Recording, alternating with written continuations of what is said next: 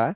और सबसे पहला क्वेश्चन आपका दे रखा है कि वायुयान खरे लूप में हवाई करतब दिखा सकता है। बताइए दिखा सकता है कि नहीं दिखा सकता है। अभी कुछ दिन पहले पटना में एयर शो हुआ था, वो कहीं ना कहीं इसी का एग्जाम्पल हमारा है। अगर वायुयान की बात करता है इसका मतलब है यहां पर सीधी सी बात है एयरक्राफ्ट की बात कर रहा है। और खरे लूप में यानी कि ऐसे वर्टिकली आपको ये कहा जा रहा है, ऐसे आपका घूम सकता है खरे लूप में हवाई करतब, करतब हवाई करतब दिखा सकता है, ये आपका क्वेश्चन है। हवाई करतब दिखा सकता है, वो किसके कारण ऐसा हो सकता है। तो सबसे इंपॉर्टेंट है मेरे भाई कि लूप की बात कर रहा है। ये किसकी बात कर रहा है, तो लूप की बात कर रहा है। देखो लूप, लूप कहने का मतलब हमारा क्या होता है, ऐसे घूम जाना पूरी तरीके से, ऐसे पूरी तरीके से घूम जाना, इसको लूप कहते हैं। ये लूप हमारा कहलाता है। और जब कोई भी चीज ऐसे सर्कुलर पाथ में अगर घूमता है तो लूप किसको कहते हैं, सर्कुलर पाथ को ही तो लूप कहते हैं। जो सर्कुलर पाथ होता है उसी को तो लूप कहते हैं। ये सर्कुलर पाथ जो हमारा होता है उसी को लूप कहते हैं। और सर्कुलर पाथ कैसे बनता है, तो सेंट्रीफ्यूगल फोर्स से बनता, सॉरी सेंट्रीपिटल फोर्स से बनता है। इसके लिए सर्कुलर पाथ के लिए जिम्मेवार कौन है, तो सर्कुलर पाथ का जो कारण है, बनने का जो कारण है, वो सेंट्रीपिटल फोर्स होता है। वो कौन सा फोर्स होगा मेरे भाई, तो हम कहेंगे यहां पर सेंट्रीपिटल फोर्स की हम बात करते हैं। और सेंट्रीपिटल फोर्स हमेशा केंद्र के अंदर लगता है। ये सेंट्रीपिटल फोर्स हमेशा केंद्र के अंदर लगता है। यहां केंद्र है, ये और केंद्र है, इसी के अंदर की तरफ हमारा सेंट्रीपिटल फोर्स लगता है। तो ये सेंट्रीपिटल फोर्स को हम लोग हिंदी में क्या कहते हैं, तो इसको अभिकेंद्रीय बल के नाम से जाना जाता है। ये कैसा बल होगा, तो इसको हम लोग अभिकेंद्रीय बल के नाम से हम लोग जानते हैं। और इसी अभिकेंद्रीय बल के माध्यम से वो क्या करता है, लूप भी बना सकता है, रोल भी कर सकता है, स्पिन भी कर सकता है। देखिएगा बहुत सारा प्लेन क्या करता है, रोटेट कर जाता है ऐसे करके, रोल कर जाता है, स्पिन कर जाता है, तो वहां पर भी आपका क्या होता है, सेंट्रीपिटल फोर्स ही काम करता है। तो जब कभी भी लूप बनाने की बात आती है तो लूप कहने का मतलब हमारा सर्कुलर पाथ, लूप कहने का मतलब हमारा कैसा पाथ होगा, तो कहेंगे सर्कुलर पाथ होगा। और जब भी सर्कुलर पाथ हमारा बनेगा तो उसके लिए कौन सा फोर्स रेस्पॉन्सिबल होगा, तो हम लोग सीधा कहेंगे उसके लिए हमारा सेंट्रीपिटल फोर्स हमारा रेस्पॉन्सिबल होता है। इसका मतलब अभिकेंद्रीय बल के कारण वो क्या कर पाता है, अपने आप को रोटेट कर पाता है। और इस क्वेश्चन के आंसर करेंगे तो ऑप्शन नंबर बी आपका राइट हो जाएगा। ऑप्शन नंबर बी आपका राइट हो जाएगा। लेकिन सेंट्रीपिटल फोर्स जो हमारा होता है वो कितना होता है, तो सेंट्रीपिटल फोर्स को एफसी से दिखाते हैं। इसको किससे दिखाते हैं, एफसी से। तो आपको फॉर्मूला भी याद रखना चाहिए, ये कितना होगा, तो M B square by are.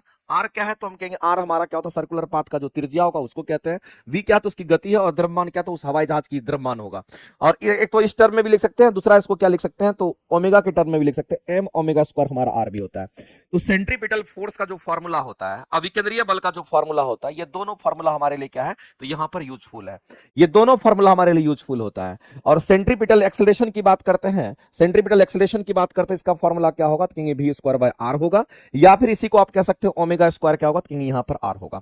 We square upon में आर बोल दीजिए या फिर ओमेगा स्क्वायर आर कह दीजिए। कहिए सर कैसे आप ये डायरेक्ट कह दिए, तो मेरे भाई हम सभी लोग जानते हैं कि एफ बराबर एम ए होता है। और जब एफ बराबर एम ए होता है तो इसमें दो टर्म छुपा हुआ है। एक तो एफ बराबर एम ए अगर कहेंगे तो एम तो यहां पे है ही, और इसका मतलब ए का मतलब हमारा वी स्क्वायर अपन में आ रहा है। इसका मतलब ए हमारा क्या है, तो वी स्क्वायर अपन में आ रहा है एक्सेलरेशन। यहां पर भी एफ बराबर एम ए कहते हैं, तो एम हमारा हो गया, यहां एम हो गया, ओमेगा स्क्वायर आर हमारा एक्सेलरेशन हो गया, इसलिए हम इसको कहते हैं। तो इसको अगर हम सेंट्रीपिटल फोर्स कहते हैं तो इसको हम लोग सेंट्रीपिटल एक्सेलरेशन कहते हैं। इस बात को ध्यान रखना। इसको हम लोग क्या कहते हैं, तो इसको हम लोग यहां पर सेंट्रीपिटल एक्सेलरेशन कहते हैं। इस बात को ध्यान, अभिकेंद्रीय त्वरण कहते हैं। और इसको हम लोग सेंट्रीपिटल फोर्स के नाम से जानते हैं। इसको हम लोग सेंट्रीपिटल फोर्स के नाम से जानते हैं, ये बात आपको ध्यान रखना है। सेंट्रीपिटल फोर्स हम लोग कहते हैं। तो सेंट्रीपिटल फोर्स के डायरेक्शन में ही सेंट्रीफ्यूगल हमारा सेंट्रीपिटल हमारा एक्सेलरेशन भी होता है। तो इस क्वेश्चन के जो आंसर होंगे ऑप्शन नंबर बी आपका राइट हो जाएगा। सर बायो एंड केमिस्ट्री करवा दीजिए, फिजिक्स का भी प्रीवियस क्वेश्चन करवा दीजिए प्लीज। सारा करवाएंगे, आप ध्यान रखिएगा। कल आप देखिएगा एसटीटी का क्वेश्चन आपका स्टार्ट हो जाएगा। कल एसटीटी में जो क्वेश्चन पूछा जाता है सुबह से, हम सुबह में शुरुआत करेंगे यूट्यूब पर भी, और पेड कोर्सेस भी उसके लिए लेकर के आए। पेड कोर्स में थोड़ा ज्यादा डिटेल में पढ़ाते हैं। तो अगर किसी को स्टेट क्वालिफाई करना है तो आप वहां से कर सकते हैं। लेकिन अगर मेरे भाई अगर किसी का स्टेट हो चुका है तो उसको तो लगातार अपना टीआरई पर फोकस करना है। जिनका स्टेट नहीं हुआ था, स्टेट वाला जो करवाएंगे उसको करना है। अगला कहता है कि जब सीले बिस्कुट के थोड़ी देर के लिए, जब सील किया हुआ बिस्कुट को थोड़ी देर के लिए कहाँ रखते हैं, फ्रिज के अंदर रख देते हैं। अब आप घर में भी इसका एक्सपेरिमेंट कर सकते हैं। तो हमारे पास क्या है, तो कहेंगे सील किया हुआ बिस्किट है, और उसको बिस्किट को कहां रखना है, तो जो बिस्किट है उस बिस्किट को थोड़ी देर के लिए रेफ्रिजरेटर में रख दिया जाता है।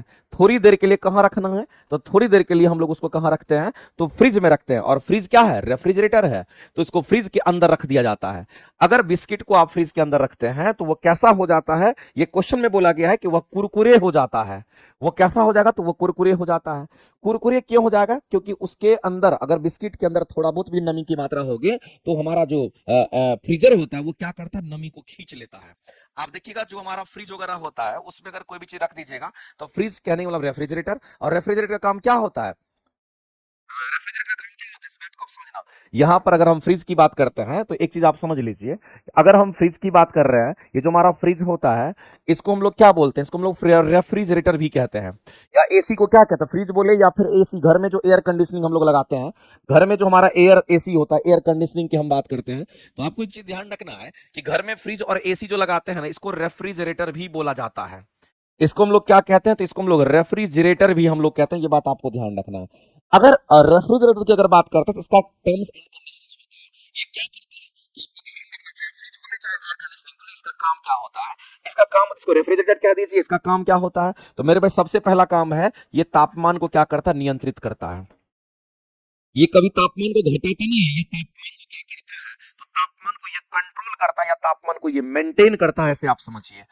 तो हमारा जो एसी होता है या जो हमारा जो फ्रिज होता है वो तापमान को मेंटेन करता है। अगर फ्रिज का तापमान 25 डिग्री है तो 25 डिग्री मेंटेन करेगा, 10 डिग्री 10 डिग्री मेंटेन करेगा। फ्रिज बंद कीजिए तापमान बढ़ जाएगा उसके अंदर का, तो फ्रिज करना बंद कर देता है। तो फ्रिज का मेन काम क्या होता है, चूंकि इसको रेफ्रिजरेटर ही हम लोग कहते हैं, चाहे ये बोलिए कि चाहे ये बोलिए, तापमान को ये क्या करता है, मेंटेन करता है, और तापमान घटाता नहीं है, तापमान को मेंटेन करता है। दूसरी बात, अगर रेफ्रिजरेटर की अगर हम बात करते हैं तो ये आर्द्रता को भी क्या करता है, तो कम करता है। ये आर्द्रता की अगर हम बात करते हैं तो आर्द्रता को ये क्या करता है, तो यहाँ पर कम करता है। इसका काम ये दोनों है, ये आर्द्रता को भी क्या करता है, कम करता है। अगर आर्द्रता को कम कर दिया इसका मतलब है कि नमी की जो मात्रा होती है उसको कम कर देता है। नमी की मात्रा को ये क्या करता है, नमी की मात्रा को कम करता है, इस बात को आप ध्यान रखेंगे। नमी की मात्रा को कम कर देता है, ये बात आपको ध्यान रखना है।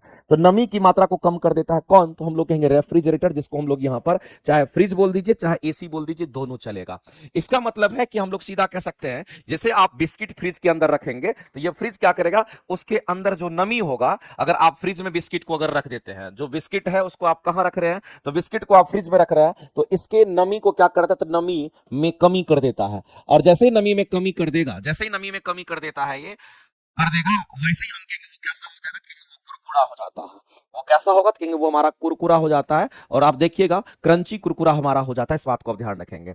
तो जाहिर सी बात है, रेफ्रिजरेटर में हमारा रेफ्रिजरेंट्स होता है जो कि गैस के रूप में होता है, और वो रेफ्रिजरेंट्स क्या करता है, नमी को अवशोषित कर लेता है, और बिस्किट आपका कैसा होता है, कुरकुरा हो जाता है। एक्चुअली में यही हमारा काम होता है। बताइए मेरे में इसमें से कौन सा होगा, ठंड से अतिरिक्त नमी बाहर आ जाती है, फ्रिज के अंदर आर्द्रता कम होती है इसलिए अतिरिक्त नमी अवशोषित हो जाती है, बिल्कुल सही बात है। जो हमारा फ्रिज है, जो हमारा एयर कंडीशनिंग होती है, उसकी आर्द्रता कम होती है, ये कम करता ही है, चलो नमी को अवशोषित करके उसको क्या करता है, कुरकुरा कर देता है। तो आप ऐसी परिस्थिति में इस क्वेश्चन का आंसर क्या करोगे, ऑप्शन नंबर बी से बेहतर कोई ऑप्शन नहीं है।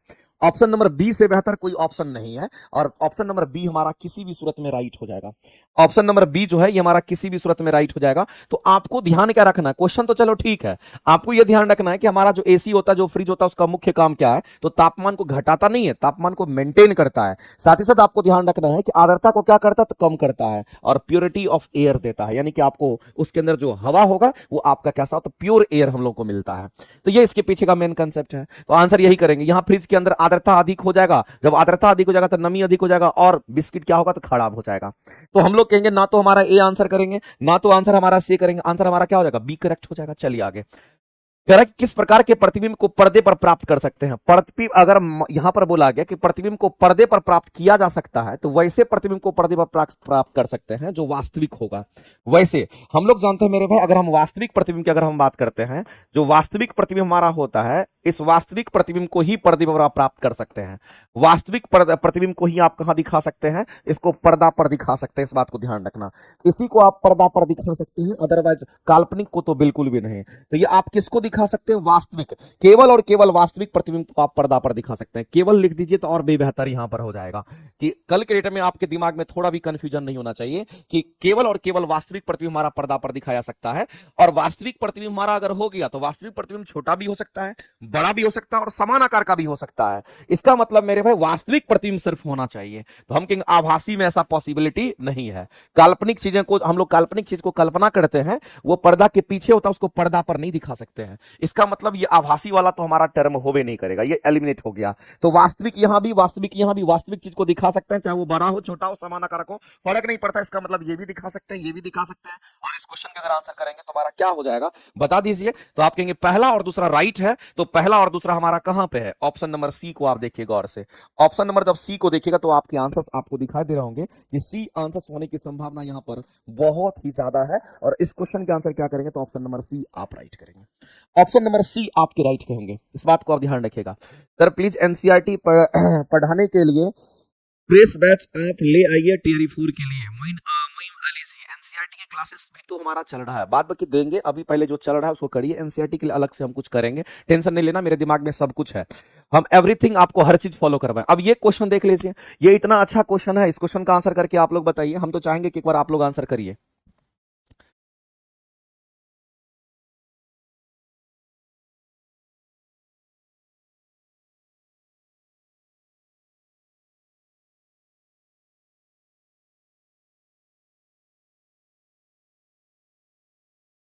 चलिए तो हम लोग इस क्वेश्चन को सॉल्व करते हैं, अच्छा क्वेश्चन है। तो एक बात आप देख रहे होगे कि दो हमारा यहाँ पर क्या है, तो हम कहेंगे रेजिस्टेंस है, रेजिस्टेंस को जिगजैग पाथ में दिखाते हैं, दोनों सीरीज में है। एक चीज की क्लैरिटी यहाँ पर क्लियर हो गई कि हमारे जो प्रतिरोध है वो कैसे हैं, प्रतिरोध कैसे सजा हुआ है। तो हम लोग सीधा देख रहे हैं कि जो प्रतिरोध हमारा है वो श्रेणी क्रम में है। प्रतिरोध कैसा है, तो कहेंगे श्रेणी क्रम में। एक कंसेप्ट हम लोग को यहाँ पर मिल गया कि प्रतिरोध कैसे जुड़ा हुआ है, तो प्रतिरोध हमारा श्रेणी क्रम में जुड़ा हुआ है। और अगर प्रतिरोध श्रेणी क्रम में जुड़ा होता है तो इस सर्किट के अंदर जो करंट का फ्लो होगा वो कांस्टेंट होगा। टोटल करंट जो हमारा यहाँ बैटरी से निकलेगा, या बैटरी से जो टोटल करंट हमारा निकलेगा, वो जो टोटल करंट होगा वही हमारा इसमें भी होगा, वही हमारा इसमें भी करंट होगा। यानी श्रेणी क्रम में करंट का मान कांस्टेंट होता है। जिस अगर इस रेजिस्टेंस में जितना करंट पास करेगा उतना ही इस रेजिस्टेंस से भी करंट पास करेगा, क्योंकि श्रेणी क्रम में करंट का वैल्यू कांस्टेंट होता है। हाँ, इसमें वोल्टेज हमारा नॉट इक्वल टू कांस्टेंट होता है, वोल्टेज का मान बदल जाता है। ये हमारा श्रेणी क्रम समूह में होता है। इसी का जस्ट उल्टा हमारा समानांतर क्रम में होता है, याद रखना है आपको। अब आप एक बात बताइए, हम आपसे जानना चाहते हैं कि टोटल करंट निकालने के लिए आप ओम्स लॉ लगाएंगे, आई इक्वल टू क्या रखेंगे, तो V अपॉन में R रखेंगे। टोटल वोल्टेज कितने वोल्ट का, तो 5 वोल्ट का। टोटल रेजिस्टेंस कितना, तो सीरीज में तो डायरेक्ट जोड़ देंगे, तो 6 4 कितना, तो 10 हो जाएगा। इसका मतलब ये 1/2 कितना, तो 2 एम्पियर करंट हमारा हो गया। लेकिन 1/2 एम्पियर जो करंट हमारा है, ये वो करंट है जो मेरे भाई इस रेजिस्टेंस में भी जाएगा, इसमें भी जाएगा, और ये पूरी तरीके से हमारा करंट का फ्लो ऐसे होगा। और यही करंट हमारा कितना है, तो कहेंगे 1/2 एम्पियर का हमारा करंट फ्लो कर रहा है। अब आपसे क्वेश्चन जो पूछा है हम उस पे आते हैं। हम लोगों को एक चीज ध्यान रखना है, जब श्रेणी क्रम समूहन बोल दिया गया है, जब श्रेणी क्रम समूहन बोल दिया, देखो यहां पर समझते हैं, अगर श्रेणी क्रम समूहन अगर हमारा बोल दिया गया है और श्रेणी क्रम समूहन में अगर हम लोग देख रहे हैं, तो हम लोग करंट को क्या मान रहे हैं, कांस्टेंट।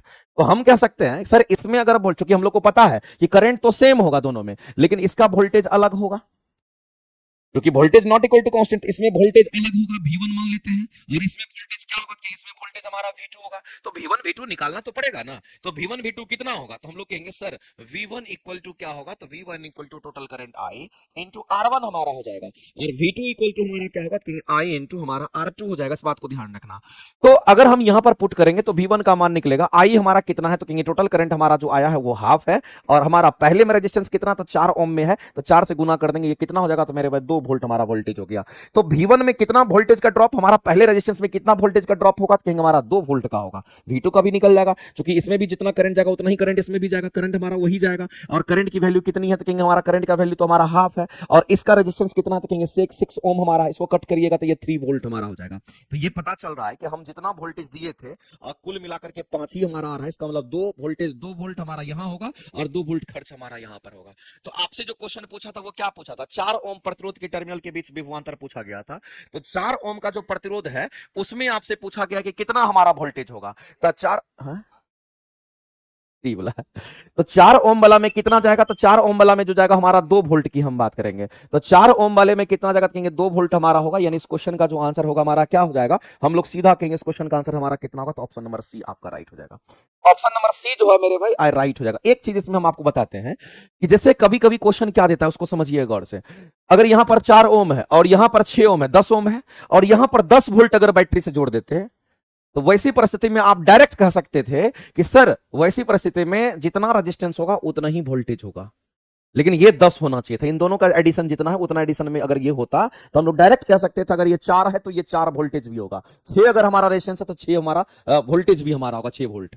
अगर लेकिन इन दोनों का समीशन 10 के बराबर होना चाहिए, तब आप डायरेक्ट कह सकते थे। ये केवल सीरीज की बात बता रहे हैं, ठीक है, और सीरीज के क्वेश्चन को ऐसा ही सॉल्व करते हैं। तो आप बता दिए मेरे भाई, वोल्टेज 1 वोल्टेज 2 हमारा कितना होगा, किस रेजिस्टेंस में कितना होगा, तो कहेंगे 4 ओम वाले में हमारा 2 वोल्ट होगा, तो हमारा 6 ओम वाले में 3 वोल्ट वोल्टेज का ड्रॉप होगा। आगे चलते हैं, अगला क्वेश्चन हमारा क्या कहता है, एक छात्र किसी गोलीय दर्पण का उपयोग करके एक कागज पर सूर्य का एक स्पष्ट प्रतिबिंब फोकस करता है। स्पष्ट प्रतिबिंब फोकस करता है, इसका मतलब है कि वास्तविक प्रतिबिंब को दिखाता है, जो कुछ समय के बाद जलने लगता है। अब कागज पर एक जगह पर प्रकाश को जब आप प्रकाशित कीजिएगा तो कागज भी जलने लगता है, इस बात को ध्यान रखना। तो कुछ समय के बाद देखा गया कि जिस पॉइंट पर प्रकाशित किया गया है वो जलने लगता है कागज, तो बताइए वह दर्पण हमारा कौन सा सही है। सबसे पहला बात है मेरे भाई कि किसी एक बिंदु पर, अगर किसी एक बिंदु पर प्रकाश को जमा करना है तो उसके लिए हम लोग अवतल दर्पण का इस्तेमाल करते हैं। शायद नहीं पता होगा तो आप जान लीजिए। तो हम लोगों के पास दर्पण की जब कहानी आती है तो इस दर्पण में आपको ध्यान रखना है। तो गोलीय दर्पण दो तरह का हमारा होता है। हम लोग किस दर्पण की हम बात कर रहे हैं, तो हम दर्पण में देखते हैं तो दो तरह का दर्पण जो गोलीय दर्पण होता है, एक हमारा अवतल दर्पण होता है और एक हमारा कैसा दर्पण होगा, तो एक हमारा उत्तल दर्पण होता है। एक गोलीय दर्पण में हम कहेंगे हमारा उत्तल दर्पण अवतल दर्पण होगा। अवतल दर्पण क्या करता है, प्रकाश को जमा करता है, ये प्रकाश को फैलाता है, इस बात को ध्यान रखना। अवतल दर्पण क्या करता है, तो प्रकाश को जमा करता है, ये प्रकाश को क्या करता है, एकत्रित करता है, ये प्रकाश को एकत्रित करने का काम करता है, ये प्रकाश को एकत्रित करता है, इस बात को आप ध्यान रखना।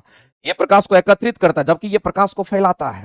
ये प्रकाश को क्या करेगा, तो सीधा कहेंगे ये प्रकाश को फैलाता है, इस बात को ध्यान रखेंगे। तो एक प्रकाश को एकत्रित करता है और दूसरा प्रकाश को क्या करता है, तो फैलाता है। तो अब मेरे भाई हमको ध्यान रखना है कि जब प्रकाश मान लेता है ऐसे जा रही है और टकराने के बाद प्रकाश ऐसे जा रही है, टकराने के बाद किसी एक पॉइंट पर ही हमारा आ जाएगा, प्रकाश जा रही है एक पॉइंट पर आएगा, प्रकाश जा रही है एक पॉइंट पर आएगा, प्रकाश जा रही है एक पॉइंट पर आएगा, किसी एक बिंदु पर इतना ज्यादा प्रकाश की इंटेंसिटी होगी कि वो कागज यहां जलने लगेगा। तो ऐसा काम कौन कर सकता है, ऐसा काम मेरे भाई जो प्रकाश को एकत्रित करेगा वही कर सकता है।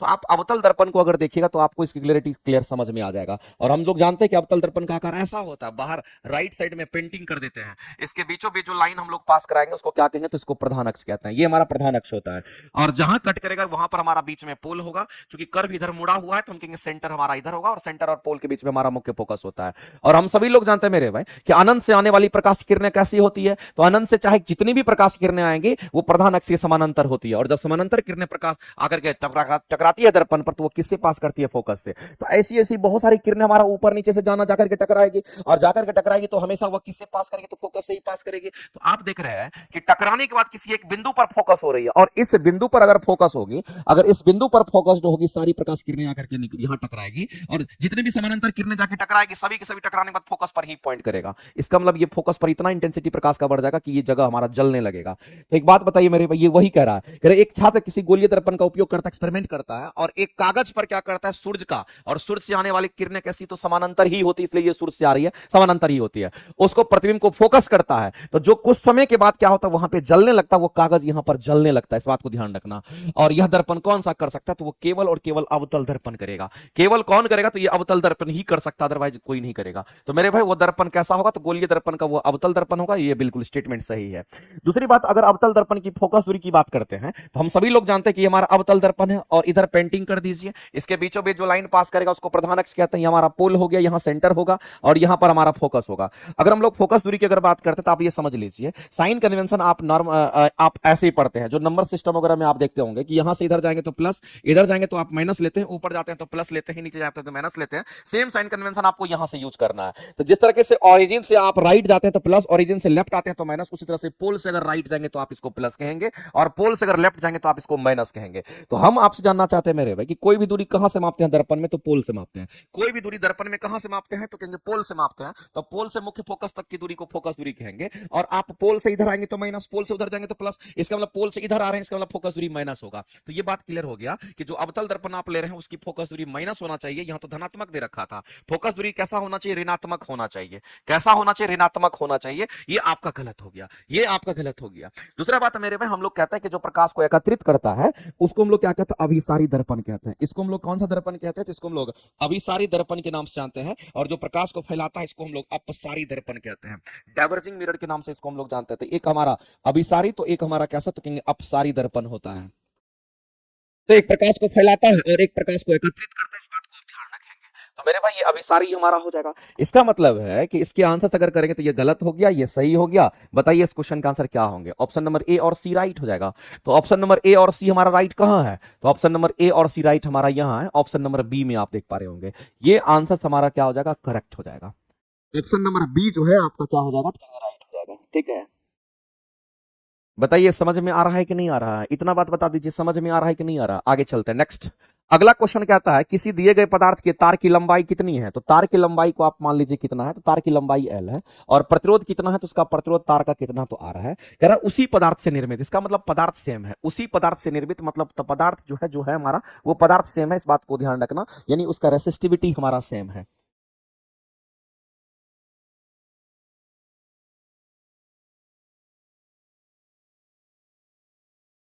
देखिए तो वीडियो बफरिंग कर रहा है क्या हो?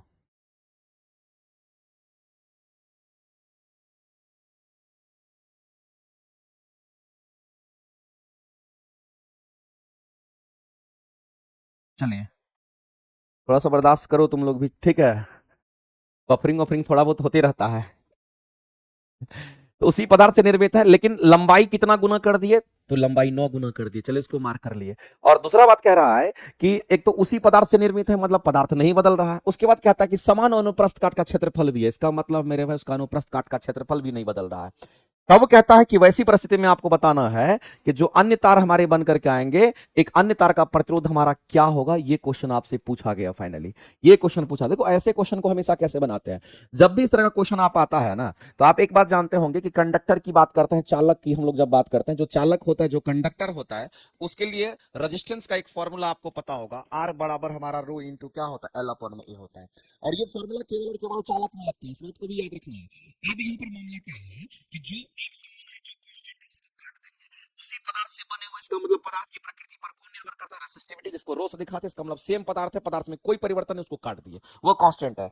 आगे कहता है कि अनुप्रस्थ काट का क्षेत्रफल भी क्या, तो एक समान है, इसको भी काट देंगे। इसका मतलब ये दोनों के दोनों टर्म कांस्टेंट है। तो क्या इसको हम ऐसा कह सकते हैं कि रेजिस्टेंस जो है ये समानुपाती लंबाई का हो जाएगा? अगर रेजिस्टेंस समानुपाती लंबाई का हो गया, अगर रेजिस्टेंस समानुपाती लंबाई का हो गया, अगर आप लंबाई को अगर 9 गुना करते हो, अगर लंबाई को अगर 9 गुना करोगे, तो जाहिर सी बात है ये समानुपाती का है, तो रेजिस्टेंस भी कितना गुना हो जाएगा? तो ये भी हमारा 9 गुना हो जाएगा। यानी कि पहले रेजिस्टेंस जितना था, बाद का रेजिस्टेंस हमारा होगा पहले के रेजिस्टेंस का 9 गुना हो जाएगा। अगर पहले रेजिस्टेंस आर था, तो बाद का रेजिस्टेंस हमारा 9 इंटू आर हो जाएगा। तो आप इस क्वेश्चन को सॉल्व करने के लिए अगर जाओगे, तो आप ऑप्शन को देखोगे, और ऑप्शन नंबर सी में आपको नजर आ रहा होगा। और इस क्वेश्चन के आप आंसर यहां से डायरेक्ट कर सकते हो, इसमें बहुत ज्यादा दिमाग लगाने की जरूरत नहीं है, बहुत डिटेल में क्वेश्चन को सॉल्व करने का एकदम जरूरत नहीं है, आप आसानी से आंसर कर सकते हो। आंसर सही से नहीं दे पा रहे हैं क्योंकि चल नहीं रहा, 144 हो जा रहा है और बार बार रुक जा रहा है। सबका वही हाल है। सांभवी सिंह कह रही हैं सबका वही हाल है, बार बार नेट क्यों रुक रहा है? चलिए थोड़ा सा रिफ्रेश वगैरह करिए, आप लोग भी कुछ कीजिए। चलिए अगला क्वेश्चन देखते हैं। देखिए तो नेट का क्या इशू है। एक लंबी एक समान परिच्छेद की सुचालक छड़ के एक सिरे से दूसरे सिरे तक अस्थाई अवस्था में उष्मा का प्रवाह हो रहा है। मेरे भाई किस अवस्था में हो रहा है? देखिए कितना अच्छा क्वेश्चन है। कहता है कि अस्थाई अवस्था में, अस्थाई अवस्था में यानी कहने का मतलब स्टेशनरी मीडियम में, अस्थाई अवस्था में क्या हो रहा है? तो यहां पर उष्मा का प्रवाह हो रहा है। अस्थाई अवस्था में किसका प्रवाह रहा है? उष्मा का प्रवाह हो रहा है। दूसरी बात है मेरे भाई, ये सुचालक छड़ की बात कर रहा है। सुचालक छड़ के एक सिरे से दूसरे सिरे पर जा रहा है। छड़ कहने का मतलब आप समझ रहे हैं, छड़ कहने का मतलब सॉलिड्स की बात करता है, ठोस की बात करता है। तब कहता है कि एक सिरे से दूसरे सिरे तक प्रवाहित उष्मा जो है वो अनुक्रमानुपाती नहीं है। किसका अनुक्रमानुपाती नहीं? अनुक्रमानुपाती का समानुपाती मतलब नहीं है। तो एक बात आप समझ लीजिए मेरे भाई, कितना प्यारा क्वेश्चन है। सुचालक छड़ की बात कर रहा है, ये किसकी बात कर रहा है? तो सुचालक छड़ की बात कर रहा है। तो सुचालक छड़ कहने का मतलब जो कंडक्टिंग रॉड हमारा, सुचालक छड़ को इंग्लिश में क्या बोलेंगे? तो वैसा छड़ जिससे करंट पास कर सकता है, ये कंडक्टिंग रॉड भी आप इसको कह सकते हैं। लेकिन अगर कोई भी छड़ है, सुचालक अगर है, सुचालक छड़ है, तो इसका मतलब ये सॉलिड है, इसका मतलब ये सॉलिड है और ये ठोस हमारा है। और हम सभी लोग जानते हैं कि अगर कोई भी ठोस वस्तु अगर हमारा होता है, तो उसमें उष्मा संचरण अगर हमारा होता है, तो चालन विधि द्वारा उष्मा का संचरण होगा। ठोस में किस विधि द्वारा होगा? तो हम लोग ये जानते हैं कि ठोस वस्तु में चालन विधि द्वारा उष्मा का संचरण होगा। चालन विधि द्वारा उष्मा का संचरण होना, चालन विधि द्वारा उष्मा का यहां पर संचरण होगा, यह बात आपको ध्यान रखना। किस विधि द्वारा? तो चालन विधि द्वारा उष्मा का संचरण होता है। किसमें? तो मेरे भाई केवल और केवल चालन विधि द्वारा। और मैंने आपको बताया था चालन विधि द्वारा उष्मा का संचरण होता है ठोस में होता है, और ठोस का जो माध्यम होना चाहिए वो स्टेशनरी होना चाहिए, और बोल विधि अस्थायी अवस्था में वो है। तो एक सिरा से दूसरे सिरा पर हमारा हीट जा रहा है। मान लेते हैं कि हमारे पास क्या है, तो हमारे पास ये कंडक्टर है, और इस कंडक्टर में एक छोर से दूसरे छोर पर हमारा हीट जा रहा है। आप किसी भी चीज को गर्म करते हैं, चम्मच को गर्म करते हैं, एक एंड जब आप गर्म करते हैं तो दूसरा एंड भी गर्म हो जाता है, इसमें उष्मा का संचरण हमारा इस दिशा में हो रहा है। अगर यहाँ का तापमान ज्यादा है और यहाँ का तापमान अगर हमारा कम है तो उष्मा संचरण की जो दिशा होगी उच्च तापमान से निम्न तापमान की तरफ होगी, यानी ये उष्मा संचरण हमारा होगा, जिसको क्यू कहते हैं। एक्चुअली में क्यू क्या है तो कहेंगे यहाँ पर ये उष्मा संचरण को बताता है। ये क्या है तो उष्मा संचरण को बताता है। और एक बात आप समझ लीजिएगा, ठोस माध्यम में उष्मा संचरण अगर हमारा होता है तो चालन विधि द्वारा होता है। उसके लिए एक इक्वेशन दिया गया है, किसके द्वारा, तो एक साइंटिस्ट थे जिन्होंने इक्वेशन दिया है कि जब भी किसी भी ठोस में उष्मा संचरण अगर हमारा होगा किस विधि द्वारा, तो चालन विधि द्वारा होगा, तो वह उष्मा संचरण हमारा कितना होगा, तो कहेंगे Q इक्वल टू के ए डी टी अपन में क्या होगा, तो कहेंगे dx होगा। अब यहाँ पर समझिएगा K क्या है, तो जिस क्षण की हम बात कर रहे हैं उस क्षण का उसमें चालकता होता है, और उसमें चालकता अलग अलग पदार्थ के लिए अलग अलग होता है। जैसे लोहा है, स्टील है, सबका उसमें चालकता अलग अलग, सबके लिए K का मान अलग अलग होगा, इस बात को ध्यान रखना। तो ये उसमें चालकता का मान होता है। एक क्या, तो क्रॉस सेक्शनल एरिया हमारा हो जाएगा, जिस एरिया से यहाँ पर हमारा इंटर किया उस एरिया से हमारा बाहर निकल रहा है। और dt क्या है, तो तापमान में अंतर, यहाँ का तापमान ज्यादा, यहाँ का तापमान कम, तापमान में हमारा अंतर होगा।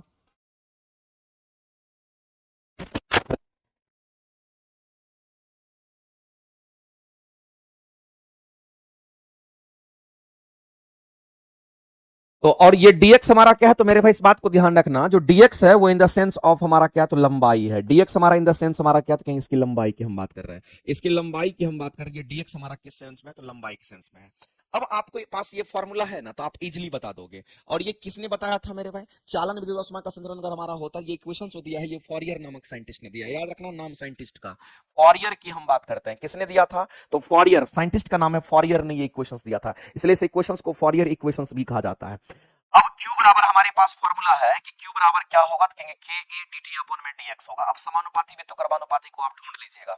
अगर इस फॉर्मूला को अगर आप देखेंगे तो कौन किसके समानुपाती है, आप कहेंगे सर सबसे पहला टर्म तो देख रहे हैं कि Q जो है ये समानुपाती किसका, तो K का। दूसरा टर्म हम लोग देख रहे हैं कि Q जो है समानुपाती किसका, तो कहेंगे एरिया का। तीसरा हम लोग देख रहे हैं कि Q जो है वो समानुपाती किसका, तो dt यानी कि तापमान में अंतर का। चौथा हम लोग देख रहे हैं कि Q जो है ये वित्त कर्मानुपाती किसका, तो कहेंगे dx, यानी dx कहने मतलब लंबाई का।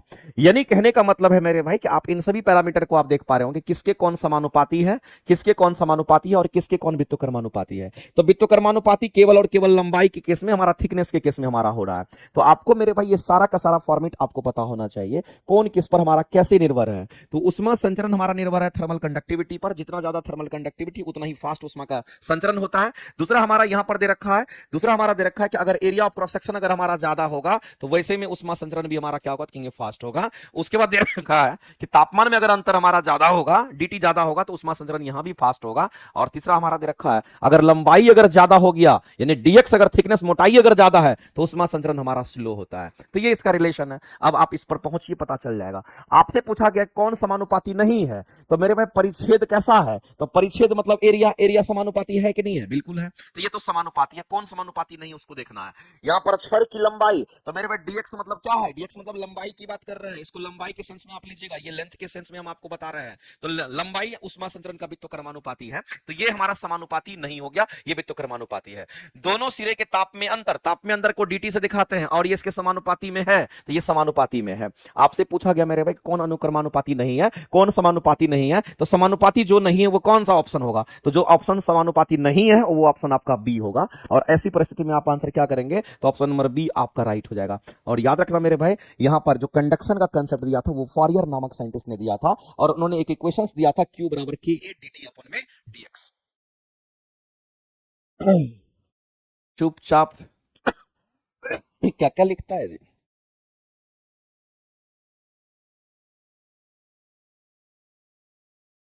शिवानी सिन्हा क्या कह रही हैं, गया से हैं। बताइए समझ में आया कि नहीं आया, नहीं आया समझ में, एक बार जल्दी से कमेंट सेक्शन करके बताइए। हम पढ़ा रहे हैं और तुम लोग जो है यही सब करो। तो अगला, कौन सा अवरक्त तरंगदैर्घ्य किसके द्वारा प्रदर्शित होती है, तो अवरक्त तरंगदैर्घ्य का जो तरंगदैर्घ्य होता है उसका जो तरंगदैर्घ्य का वेवलेंथ रेंज होता है हमारा 10 की पावर माइनस 10 माइनस 4 सेंटीमीटर हमारा होता है, ये मान्य है। सेंटीमीटर में हमारा।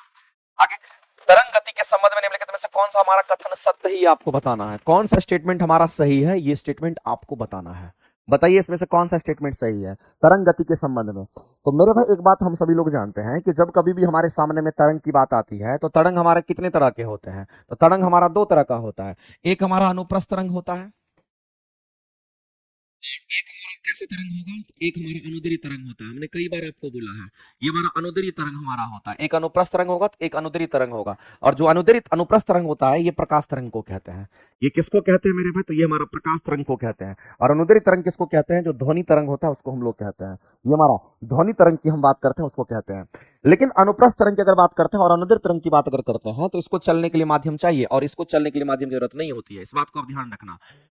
तो मेरे भाई तरंग की बात करते हैं, वेव की बात कर हम लोग करते हैं, तो तरंग हमारा कितना, तो अनुप्रस्थ और अनुदैर्ध्य होता है। और जो अनुदैर्ध्य तरंग हमारा होता है इसको यांत्रिक तरंग भी कहते हैं, इसको हम लोग यांत्रिक तरंग कहते हैं, इस बात को आप ध्यान रखिएगा। और जो अनुप्रस्थ तरंग हमारा होता है इसको क्या कहते हैं, इसको अयांत्रिक तरंग कहा जाता है।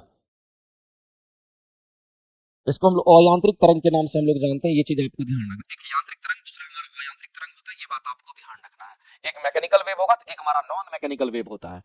अब समझना मेरे भाई कि जब यांत्रिक तरंग की हम बात करते हैं, अनुदैर्ध्य तरंग की हम बात करते हैं, इसको चलने के लिए क्या चाहिए, माध्यम चाहिए। इसको गमन करने के लिए क्या चाहिए, तो मीडियम की आवश्यकता होती है, यानी इसको गमन करने के लिए माध्यम चाहिए। और इसको गमन करने के लिए क्या चाहिए, तो माध्यम चाहिए। ये माध्यम रहेगा तभी ये आगे बढ़ेगा।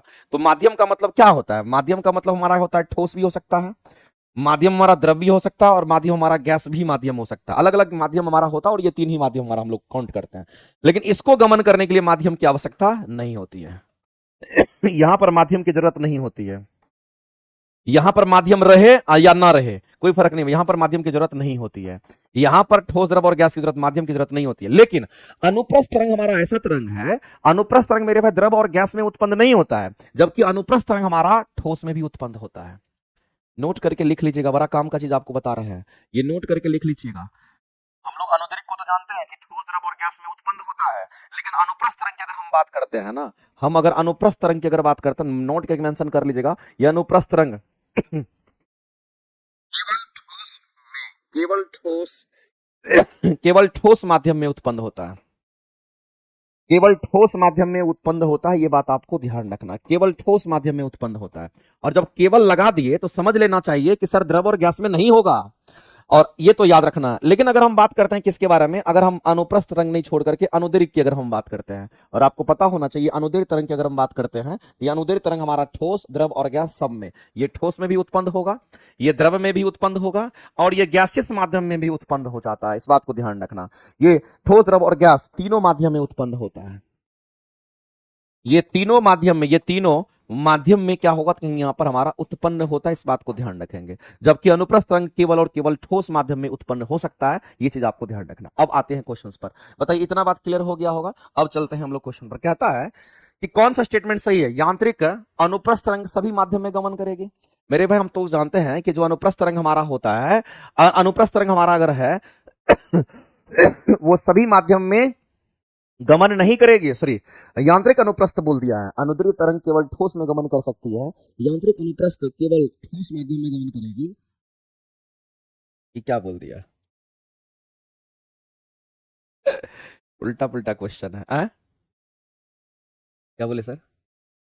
हाँ। तो यांत्रिक अनुप्रस्थ तरंग सभी माध्यम में गमन कर सकती है, अनुदैर्ध्य तरंग केवल ठोस माध्यम में गमन कर सकती है। और आपसे पूछा कौन सा स्टेटमेंट सही है। देखो अनुदैर्ध्य तरंग तो हमारा ये है, और इसको चल क्या चाहिए, तो यहाँ ठोस द्रव और गैस तीन माध्यम में गमन कर सकता है। यहाँ केवल ठोस लिखा है, ये तो केवल ठोस लिख दिया तो गलत हो जाएगा ना, केवल ठोस लिख दिया इसलिए गलत हो जाएगा, ये केवल की वजह से गलत हो गया, क्योंकि अनुदैर्ध्य तरंग हमारा जो होता है, ये अनुदैर्ध्य तरंग हमारा है, ये तो किसी में भी गमन कर जाएगा तो ये तो गलत है। सत्य पूछा गया है। अगला, यांत्रिक अनुप्रस्थ तरंग केवल ठोस में गमन कर सकती है। यांत्रिक अनुप्रस्थ कहने का मतलब हमारा होगा, यहां पर मेरे भाई हमको लगता है ना कि थोड़ा सा मिस्टेक है, यहाँ यांत्रिक नहीं होना चाहिए, अयांत्रिक होना चाहिए था, अयांत्रिक होना चाहिए, सब जगह यांत्रिक यांत्रिक लिख दिया। अयांत्रिक अनुप्रस्थ तरंग केवल ठोस में गमन हो सकता है, तो केवल ठोस में होगा तब ये हमारा सही है, तब ये हमारा सही है। केवल ठोस माध्यम में उत्पन्न होता है कौन, तो अयांत्रिक अनुप्रस्थ तरंग। ये वाला लाइन को आप पढ़िए जो हम लिखा है, अनुप्रस्थ तरंग केवल ठोस माध्यम में उत्पन्न होता है, तो अयांत्रिक अनुप्रस्थ तरंग केवल ठोस में गमन कर सकता है, जब उत्पन्न होगा तो उसमें गमन भी कर सकता है, और हम कहेंगे ये तब हमारा सही हो जाएगा। इसको हम लोग की नोट करेंगे, ये हमारा सही स्टेटमेंट है। तो अगला हम लोग देखते हैं यांत्रिक अनुप्रस्थ की बात करेगा, तो ये तो हमारा संभव ही नहीं, यांत्रिक के साथ मेरे पास अनुदैर्ध्य होता है, तो ये तो हमारा ऐसे भी गलत था। तो आपको आंसर क्या करना था, आपको सही को ढूंढना था, तो ऑप्शन नंबर सी जो है हमारा इस तरीके से सही हो जाएगा। उसमें थोड़ा सा आप उसको सही कर लीजिएगा, यहां पर मैकेनिकल नहीं होगा, यहां पर नॉन मैकेनिकल हम लोग करेंगे, ये आपका मिस्टेक है, यहां पर नॉन मैकेनिकल कर लीजिएगा। नॉन मैकेनिकल ट्रांसवर्स वेव हम लोग कहते हैं। चलिए आगे बढ़ते हैं और अगला क्वेश्चन हम लोग देखते हैं। बताइए बताइए बताइए बताइए, क्वेश्चंस में मिस्टेक था उसको सुधार कर लीजिएगा, होता है। लेकिन आपको ये जो लाइन हमने किया है इसको अंडरलाइन कर देते हैं, इसको घोंट करके पी जाइएगा, लिख लीजिएगा कॉपी किताब में, क्योंकि ये क्वेश्चन पूछता है। अनुप्रस्थ रंग जो हमारा होता है वो कहां उत्पन्न, अनुप्रस्थ रंग कहीं भी चल सकता है, लेकिन उत्पन्न किसमें होता है, तो उत्पन्न होता है केवल और केवल ठोस माध्यम में, याद रखिएगा। और अनुदैर्ध्य तरंग हमारा किसी में भी उत्पन्न हो जाएगा। तो ये लाइन जो है ये काफी इंपॉर्टेंट है, जो कि आपके एग्जाम में पूछता है, इसीलिए मेरे भाई ये हमने आपको यहाँ पे मार्क किया है। और अनुदैर्ध्य तुम्हारा कहीं भी उत्पन्न हो जाता है। ठीक है, आगे चलते हैं, अगले क्वेश्चन बता दीजिए क्या। नेक्स्ट क्वेश्चन कहता है कि हुक के नियम को बताना है। अगर हुक्स लॉ पर हम लोग अगर फोकस करते हैं तो हमने कितनी बार बताया है कि हुक का नियम हमारा जो लगता है वो किसके लिए लगता है, और स्टेटमेंट सही पूछना है। तो एक बात बताइए मेरे पास, हुक्स लॉ आप नहीं पढ़े हैं क्या? हमने आपको लगातार पढ़ाया है और आप लगातार पढ़ते भी आ रहे होंगे। हुक्स लॉ यानी हुक के नियम पर क्वेश्चन आपका आता है। लेकिन एक बात याद रखना, जो हम बोल रहे हैं हुक का नियम जो हमारा अप्लीकेबल होता है वो कहां तक, तो याद रखना ये हुक का नियम हमारा कहां तक, तो अप टू इलास्टिक लिमिट कह दीजिए, अप टू इलास्टिक लिमिट कह दीजिए, या फिर आप अप टू क्या कह दीजिए, प्रोपोर्शनल लिमिट कह दीजिए। अप टू इलास्टिक लिमिट कहिए या फिर अप टू क्या बोलिए, तो इसको प्रोपोर्शनल लिमिट के नाम से आप जानते हैं, इसको प्रोपोर्शनल लिमिट कहते हैं। अब आपके सामने क्वेश्चन है कि सर अगर ऑप्शन में दोनों दे देगा तो आंसर किसको टिक आउट करेंगे? तो अभी के डेट में जो बुक फॉलो करती है वो प्रोपोर्शनल लिमिट को प्रायोरिटी देना है, आपको इसको प्रायोरिटी देना, इस बात को ध्यान रखना। अगर ऑप्शन में ये नहीं है तभी आप इसको टिक आउट करेंगे। और कहता है हुक का नियम कहता है कि अगर किसी भी चीज में प्रतिबल जो हमारा होता है वो समानुपाती होता है किसका, तो प्रतिबल समानुपाती होता है विकृति का, सॉरी, प्रतिबल समानुपाती किसका होता है, कहेंगे प्रतिबल यहां समानुपाती होता है विकृति का, ये स्टेटमेंट हमारा है। लेकिन प्रतिबल समानुपाती विकृति का कहां तक होगा, कब तक ये लगेगा, तो प्रतिबल समानुपाती विकृति का हमारा तब तक होगा जब तक हम इलास्टिक लिमिट की बात करेंगे, जब तक हम प्रोपोर्शनल लिमिट की बात करेंगे तभी तक लगेगा, अदरवाइज हुक्स लॉ हमारा वैलिड नहीं होगा। अब किसी के दिमाग में आ रहा होगा सर ये विकृति क्या होता है, कई बार विकृति का तो यूनिट पूछा गया है, विकृति का कोई यूनिट नहीं होता है, और प्रतिबल का जो यूनिट होता है वो न्यूटन पर मीटर स्क्वायर होता है। लेकिन अगर किसी को ये लग रहा होगा कि सर विकृति क्या होता है, तो विकृति का मतलब होता है किसी भी चीज को खींचे, अगर खिंचा गया, दबाए दब गया, इसका मतलब उसमें विकृति आ गई। तो कोई भी वस्तु को खींचे, खींचा, थोड़ा भी खिंचा गया मतलब विकृति आ गई, थोड़ा भी दब गया मतलब विकृति आ गई। तो खिंचाना या दबना ही विकृति कहलाता है। और इसी तरीके से अगर आप किसी भी चीज को खींचते हैं, जैसे स्प्रिंग है, आप जब स्प्रिंग को खींचिएगा ना तो स्प्रिंग भी आपके हाथ को खींचता है, तो स्प्रिंग जो आपको जिस बल से खींचता है उसी बल से पैदा होता है प्रतिबल। तो प्रतिबल हमेशा किसी भी बॉडी के अंदर होता है, किसी भी बॉडी के अंदर होता है, क्योंकि बॉडी आपके हाथ को खींचता है, वो अंदर ही एक फोर्स लगाता है और उसी फोर्स से हमारा, उसी बल से हमारा प्रतिबल पैदा होता है। तो विकृति आएगी तो प्रतिबल आएगा ही आएगा, इस बात को ध्यान रखना। और प्रतिबल को सिग्मा से दिखाते हैं, और सिग्मा डायरेक्टली प्रोपोर्शनल हमारा विकृति एब्सोल्यूट हो जाएगा। लेकिन जब आप किसी भी कांस्टेंट, जब किसी भी समानुपाती इक्वल टू में कन्वर्ट करते हैं तो एक कांस्टेंट टर्म हमारा आता है, कोई भी कांस्टेंट टर्म हमारा आएगा, लेकिन यहाँ कांस्टेंट टर्म हमारा ई आता है और कहते हैं एब्सोल्यूट, और ऐसा हो जाता है। अब यहाँ पर ई जो हमारा है इसको बोलते हैं यंग्स मॉडुलस। इसको हम लोग क्या बोलते हैं मेरे बच्चों, इसको हम लोग बोलते हैं यंग्स मॉडुलस, इस बात को आप ध्यान रखना।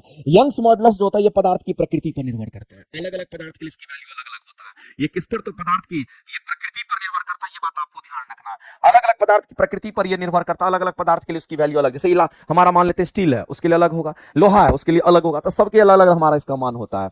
तो कहीं ना कहीं कुल मिलाकर के हमारा फॉर्मूला ये बन गया, sigma equal to E times हमारा एब्सोल्यूट हो जाता है, जहां पर सिग्मा प्रतिबल है, ये एब्सोल्यूट हमारा क्या तो विकृति है, और ई जो हमारा यंग्स मॉडुलस हमारा होता है। अब इस क्वेश्चन पर आते हैं, स्टेटमेंट जो सही है उसको ढूंढना है हम लोगों को।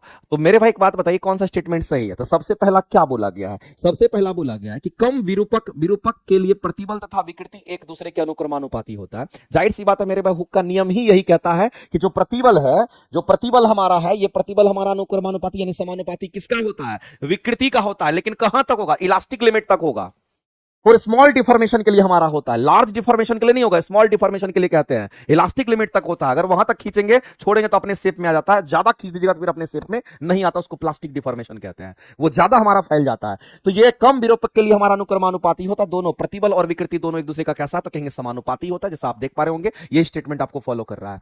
दूसरी बात मेरे भाई, यह जो नियम हमारा है ये प्रत्यास्था गुणांक को भी दर्शाता है, और प्रत्यास्था गुणांक किसको कहते हैं, तो यंग्स मॉडुलस को कहते हैं। इसका मतलब है कि यही प्रत्यास्था गुणांक है जो ई हमारा है, इसका मतलब है कहीं ना कहीं ये भी हमारा सही है। तो ये दोनों स्टेटमेंट हमारे सही हैं। जब दोनों स्टेटमेंट सही होगा तो इस क्वेश्चन का आंसर क्या करेंगे, ऑप्शन नंबर आपका सी राइट हो जाएगा।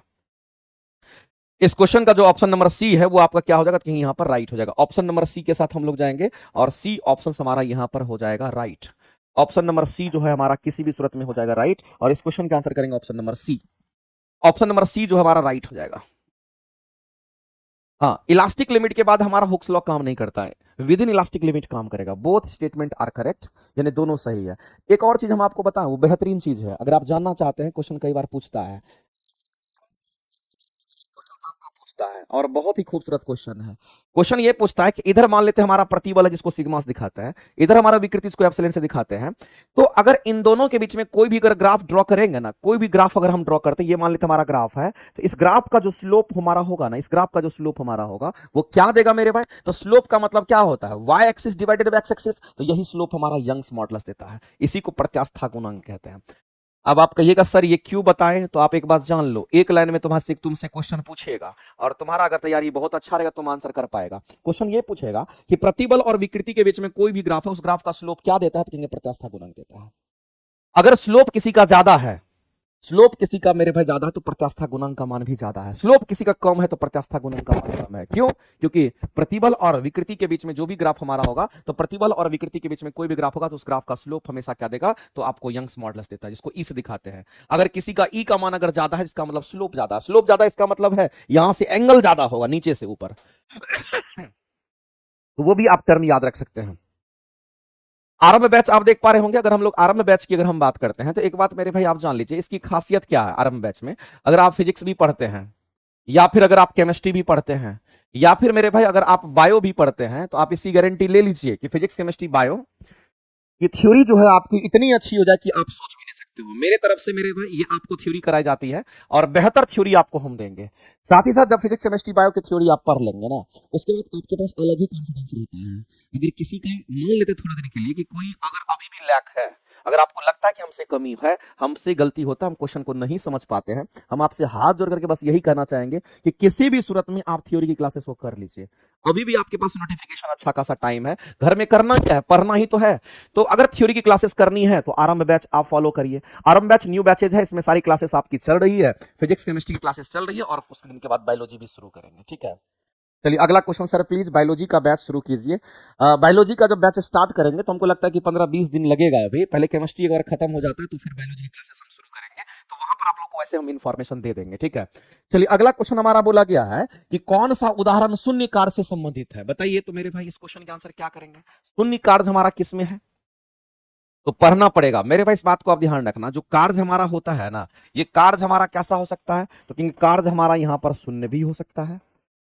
कार्य हमारा कैसा हो सकता है? कि कार्य हमारा यहां पर धनात्मक भी हो सकता है, पॉजिटिव भी हो सकता है। और कार्य हमारा कैसा हो सकता है? कि ये हमारा ऋणात्मक भी हो सकता है। इस बात को आप हमेशा के लिए जानिए। शून्य किस स्थिति में होगा? धनात्मक। और ऋणात्मक किस स्थिति में होगा? ऋणात्मक के लिए अगर जान लीजिए मेरे भाई, तो ऋणात्मक कार्य कब मिलता है? तो ऋणात्मक बल के द्वारा ऋणात्मक कार्य मिलता है। अगर कोई ऋणात्मक बल की बात करता है तो ऋणात्मक बल किसको कहते हैं? तो नेगेटिव फोर्स आपको पता होगा ना, वो हमारा कौन सा होता है। तो सबसे पहले आप जान लीजिए, अगर कोई नेगेटिव फोर्स की अगर बात करता है तो नेगेटिव फोर्स में आपको ध्यान रखना वो कौन है? तो सबसे पहले तो याद रखना चाहिए हमारा जो फ्रिक्शन फोर्स होता है। जो फ्रिक्शन फोर्स होता है वो कैसा फोर्स है? नेगेटिव फोर्स है। जो मेरे भाई विस्कस फोर्स होता है, जो द्रव में देखने को मिलता है, उसको विस्कस फोर्स कहते हैं। तो ये विस्कस फोर्स द्रव में होता है, तो ये भी नेगेटिव फोर्स। जिस तरह से फ्रिक्शन हमारा ठोस में होता है, वैसे ही द्रव और गैस में विस्कस होता है। ये दोनों नेगेटिव फोर्स है, और इन दोनों नेगेटिव फोर्स के द्वारा किया गया कार्य हमेशा क्या होगा? ऋणात्मक कार्य मिलता है। और जीरो भी हो सकता है, ऋणात्मक भी हो सकता है, जीरो और धनात्मक भी हो सकता है। अब मामला क्या है, इस क्वेश्चन को हम लोग समझते हैं क्या कहना। और कार्य का फॉर्मूला भी आपको पता होना चाहिए। अगर कार्य कैलकुलेट करते हैं, देखो कार्य का फॉर्मूला बहुत सारा है, इस बात को आप समझिए। कार्य का फॉर्मूला एक तो जनरलाइज्ड फॉर्मूला जो आपको फिजिक्स में पढ़ना होता है, जिसको आप क्या कहते हैं कि एफ एस कॉस थीटा पढ़ते हैं। पढ़ते हैं कि नहीं पढ़ते हैं? एक जनरलाइज्ड फॉर्मूला तो आपका ये है, इसमें किसी को दिक्कत नहीं होना चाहिए मेरे भाई, ये याद रखना है। दूसरा कार्य का फॉर्मूला हमारा ये भी होता है कि हम क्या कहते हैं? तो फोर्स इंटू डीएक्स कहते हैं। डीएक्स क्या है? तो विस्थापन है, बल गुना विस्थापन, बल गुना विस्थापन कार्य देता है। तीसरा फॉर्मूला याद रखिएगा कार्य का हमारा ये भी होता है कि पी प्रेशर है और गुना में डीवी क्या? तो वॉल्यूम है। पी प्रेशर है, गुना में डीवी क्या? तो वॉल्यूम है। तो मेरे में प्रेशर गुना वॉल्यूम भी कार्य होता है, फोर्स गुना डिस्प्लेसमेंट भी हमारा कार्य होता है। एफ एस कॉस थीटा तुम्हारा जनरलाइज्ड है ये। तो आप एक बात जान लीजिए, कार्य का फॉर्मूला हमारा ये सब भी होता है, ये भी हमारा होता है। जहां जिसकी जरूरत होगी आप निकाल सकते हो। अब यहां कह रहा है कि घर्षणहीन चिकनी सतह क्या? अच्छा बताओ, घर्षणहीन कह दिया, इसका मतलब तुम क्या समझते हो? इसका मतलब है कि इसका मतलब फ्रिक्शन नहीं होगा, इसका मतलब वहां पर हमारा फ्रिक्शन नहीं होगा, इसका मतलब फ्रिक्शनलेस सरफेस है। अगर ये फ्रिक्शनलेस सरफेस तो जाहिर सी बात है मेरे में फ्रिक्शन के द्वारा ऋणात्मक कार्य हमारा होता था, लेकिन अगर फ्रिक्शन लेस है तो कार्य बराबर हमारा फ्रिक्शन के द्वारा जो कार्य होता है minus F S cos theta होता है। या फिर फ्रिक्शन के द्वारा जो कार्य हमारा होता है माइनस एफ एस होता है, ये एफ हमारा घर्षण बल होता है, घर्षण बल नेगेटिव फोर्स होता है। तो मेरे पास ऐसी परिस्थिति में हम कहेंगे जब हमारा फ्रिक्शन सरफेस हमारा यहाँ पर, जब हम कहेंगे सरफेस हमारा फ्रिक्शन लेस है तो हम कहेंगे फ्रिक्शन की वैल्यू 0 हो जाएगी, तो कार्य का मान 0 हो जाएगा। तो घर्षणहीन चिकनी सतह पर क्षैतिज में पर गतिमान जो पिंड होता है उसके द्वारा किया गया कार्य क्या होगा, कहेंगे शून्य हो जाएगा, कार्य शून्य हो जाएगा। तो मेरे पास शून्य कार्य से संबंधित हमारा ये स्टेटमेंट है।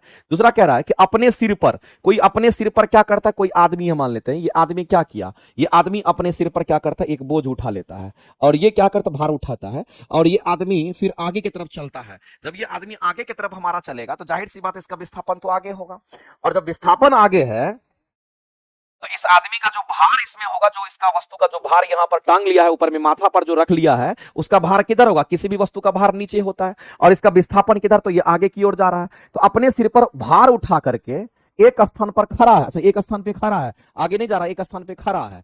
तो मेरे भाई जब एक स्थान पर खड़ा है, एक स्थान पे खड़ा है तो इसमें तो डिस्प्लेसमेंट हो ही नहीं रहा है, इसका मतलब एक स्थान पर खड़ा है, इसका मतलब जब एक स्थान पे खड़ा है जो आगे जा ही नहीं रहा है, इसका मतलब इसके विस्थापन की जो वैल्यू है वो 0 है। अगर आप खड़े रहिए, दिन भर खड़े रहिए, जहां पे हैं वहीं रहिए, इसका मतलब विस्थापन 0 हो जाएगा। और हम लोग जानते हैं जब विस्थापन 0 हो जाएगा तो कार्य का वैल्यू भी 0 हो जाएगा, क्योंकि कार्य बराबर बल गुना विस्थापन होता है। हम लोग जानते हैं कि कार्य बराबर क्या होता है, तो बल गुना में विस्थापन होता है, ये बात आप जानते होंगे। अगर विस्थापन ही 0 है तो कार्य का वैल्यू तो 0 हो जाएगा। तो आप कहेंगे सर ये स्टेटमेंट हमारा सही हो जाएगा। अगर ये आदमी आगे भी बढ़ता तब भी मेरे भाई कार्य का वैल्यू 0 होता, क्योंकि उसका भार नीचे लगता और विस्थापन ऐसे जाता, दोनों के बीच 90 डिग्री होता, फिर भी कार्य 0 होता। खड़ा है फिर भी कार्य 0 है, चल देगा आगे माथा पे लेकर के फिर भी कार्य 0 होगा, इस बात को आप ध्यान रखना, दोनों केसेस में कार्य 0 होता है। आगे हम लोग यहाँ पर बात करते हैं, ये दोनों स्टेटमेंट सही है। अगला कहता है कि पृथ्वी के चारों ओर चक्कर लगाता, मेरे भाई कभी भी अगर कोई भी वस्तु सर्कुलर पाथ में, याद रखिएगा, कभी भी कोई भी वस्तु सर्कुलर पाथ में अगर गति करता है तो गति करने के दौरान किसी भी बिंदु पर अगर हम लोग देखेंगे तो हम कहेंगे कार्य ऑलवेज 0 होगा। तो सर्कुलर पाथ में हमेशा कार्य की वैल्यू क्या होती है, तो 0 होती है। सर्कुलर पाथ में कभी भी अगर चारों ओर चक्कर लगाते सर्कुलर पाथ में तो कार्य की वैल्यू ऐसे भी 0 हो जाती है। सर्कुलर पाथ के लिए किसी भी बिंदु पर, पथ के किसी भी बिंदु पर कार्य का मान 0 होता है, बस इतना बात याद रखना है। ये तीनों स्टेटमेंट हमारे राइट है। अगला कहता है खुरदुरा तल, कहने का मतलब हमारा जो रफ सरफेस होता है जिसमें फ्रिक्शन हमारा होता है, और कहता है कि वस्तु को खींचने पर घर्षण बल द्वारा किया गया कार्य कैसा होगा, ऋणात्मक होगा। तो यहां पर मेरे पास घर्षण बल के द्वारा कार्य तो 0 नहीं होगा, तो घर्षण बल के द्वारा कार्य कैसा होगा, तो यहां तो ऋणात्मक होगा, यहां पर ऋणात्मक होगा, यहां तो कार्य 0 नहीं होगा। तो ये स्टेटमेंट हमारा सिर्फ नहीं होगा, बाद बाकी ये तीनों स्टेटमेंट में कार्य का मान 0 हो जाएगा। तो आप इस क्वेश्चन का आंसर क्या करोगे, तो सर इस क्वेश्चन का आंसर हमारा 1 2 3 होगा, क्योंकि आपसे पूछा गया था कि कहां कहां कार्य 0 है, तो ऑप्शन सी आपका राइट होगा। 1 2 3 स्टेटमेंट जो दे रहे हैं इसी में हमारे कार्य की वैल्यू 0 होगी। सर केमिस्ट्री का केमिस्ट्री के लिए प्लीज बैच बताइए। देखिए केमिस्ट्री का स्पेशल बैच तो नहीं है, लेकिन आपको अगर किसी को चाहिए साइंस की बैचेस तो उसमें केमिस्ट्री हम पढ़ा रहे हैं, आपको अगर करना है तो आप कर लीजिए। लेकिन तुम लोगों में से क्या है 200 400 500 रुपया बहुत लोग देखता है, ये नहीं देखता कि हम नौकरी किसका करेंगे, वो भूल जाता है थोड़ा देर के लिए। लेकिन हम आपको अगर आईना दिखाएं तो हम आपको ये कहना चाहते हैं कि आप बीपीएससी के एग्जाम को क्रैक करने जा रहे हैं और आप 2 4 500 रुपए के लिए सोच रहे हैं, तो आप समझ लीजिए कि आप क्या कर रहे हैं। तो आप कभी इस चीज के लिए सोचिए नहीं। अगर 1000 रुपया या 500 800 रुपए में अगर कोई बैच मिल रहा है तो आप ले लीजिए। जरूरी नहीं कि आपका केमिस्ट्री ही खराब होगा, हो सकता है कि आप पढ़िएगा आपको फिजिक्स में भी कुछ चैप्टर बेनिफिट कर जाएगा। तो अपना अपना सोच होता है कि फिजिक्स में जो चैप्टर नहीं आएगा वो पढ़ लेंगे, केमिस्ट्री में जो चैप्टर नहीं आ रहा वो पढ़ रहे हैं, इसमें दिक्कत क्या है। चलिए आगे चलते हैं। अगला कह रहा है कि इकाइयों की समस्त व्यवस्थाओं में किसकी इकाई की मात्रा समान होती है, किसकी इकाई की मात्रा जो है समान होती है, ये आपसे पूछा गया है। तो बताइए गुरुत्वाकर्षण के कारण त्वरण बोला गया है, ग्रेविटी जी की वैल्यू की बात कर रहा है, विशिष्ट गुरुत्व जिसको स्पेसिफिक ग्रेविटी कहता है। एक बात बताइए, स्पेसिफिक ग्रेविटी को हम लोग ऐसे दिखाते हैं, इसका फॉर्मूला होता है, इसका फॉर्मूला क्या होता है उसको लिखते हैं। स्पेसिफिक ग्रेविटी को ऐसे दिखाते हैं, इसका फॉर्मूला होता है ऊपर में घनत्व, लेकिन ऊपर में जो घनत्व हमारा होता है वो किसका होगा, तो वस्तु का घनत्व होगा, और नीचे में जो घनत्व होता है हमारा किसका, तो हम कहेंगे पानी का घनत्व होता है। तो वस्तु के घनत्व को अगर पानी घनत्व से डिवाइड कर दीजिएगा तो वही हमारा विशिष्ट गुरुत्व निकल करके आता है, स्पेसिफिक ग्रेविटी कहते हैं। अब ऊपर में डेंसिटी चाहे वस्तु का डेंसिटी रहेगी, किसी भी चीज का डेंसिटी रहे, फर्क नहीं पड़ता है। तो मेरे भाई इसका यूनिट भी केजी पर मीटर क्यूब होगा और इसका भी यूनिट केजी पर मीटर क्यूब। तो नीचे ऊपर जो यूनिट होगा हमारा कैसा, तो समान हो जाएगा।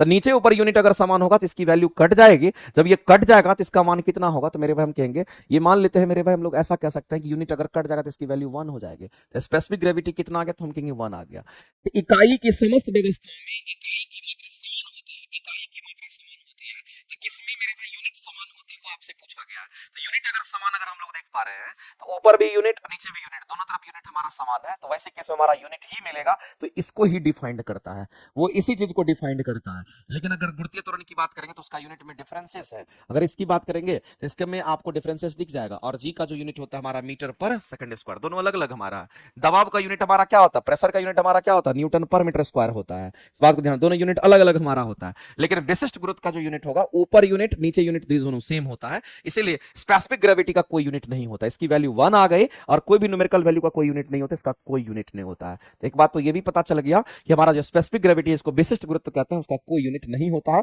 और फॉर्मूला भी पता चल गया कि विशिष्ट गुरुत्व जो हमारा होता है, जिसको स्पेसिफिक ग्रेविटी कहते हैं, उसका फॉर्मूला क्या है। किसी भी वस्तु का अगर स्पेसिफिक ग्रेविटी निकालना है तो उस वस्तु के घनत्व को ऊपर रखना और नीचे में पानी का घनत्व 1000 जो होता है उससे डिवाइड कर दीजिए, उसका विशिष्ट गुरुत्व निकल जाएगा।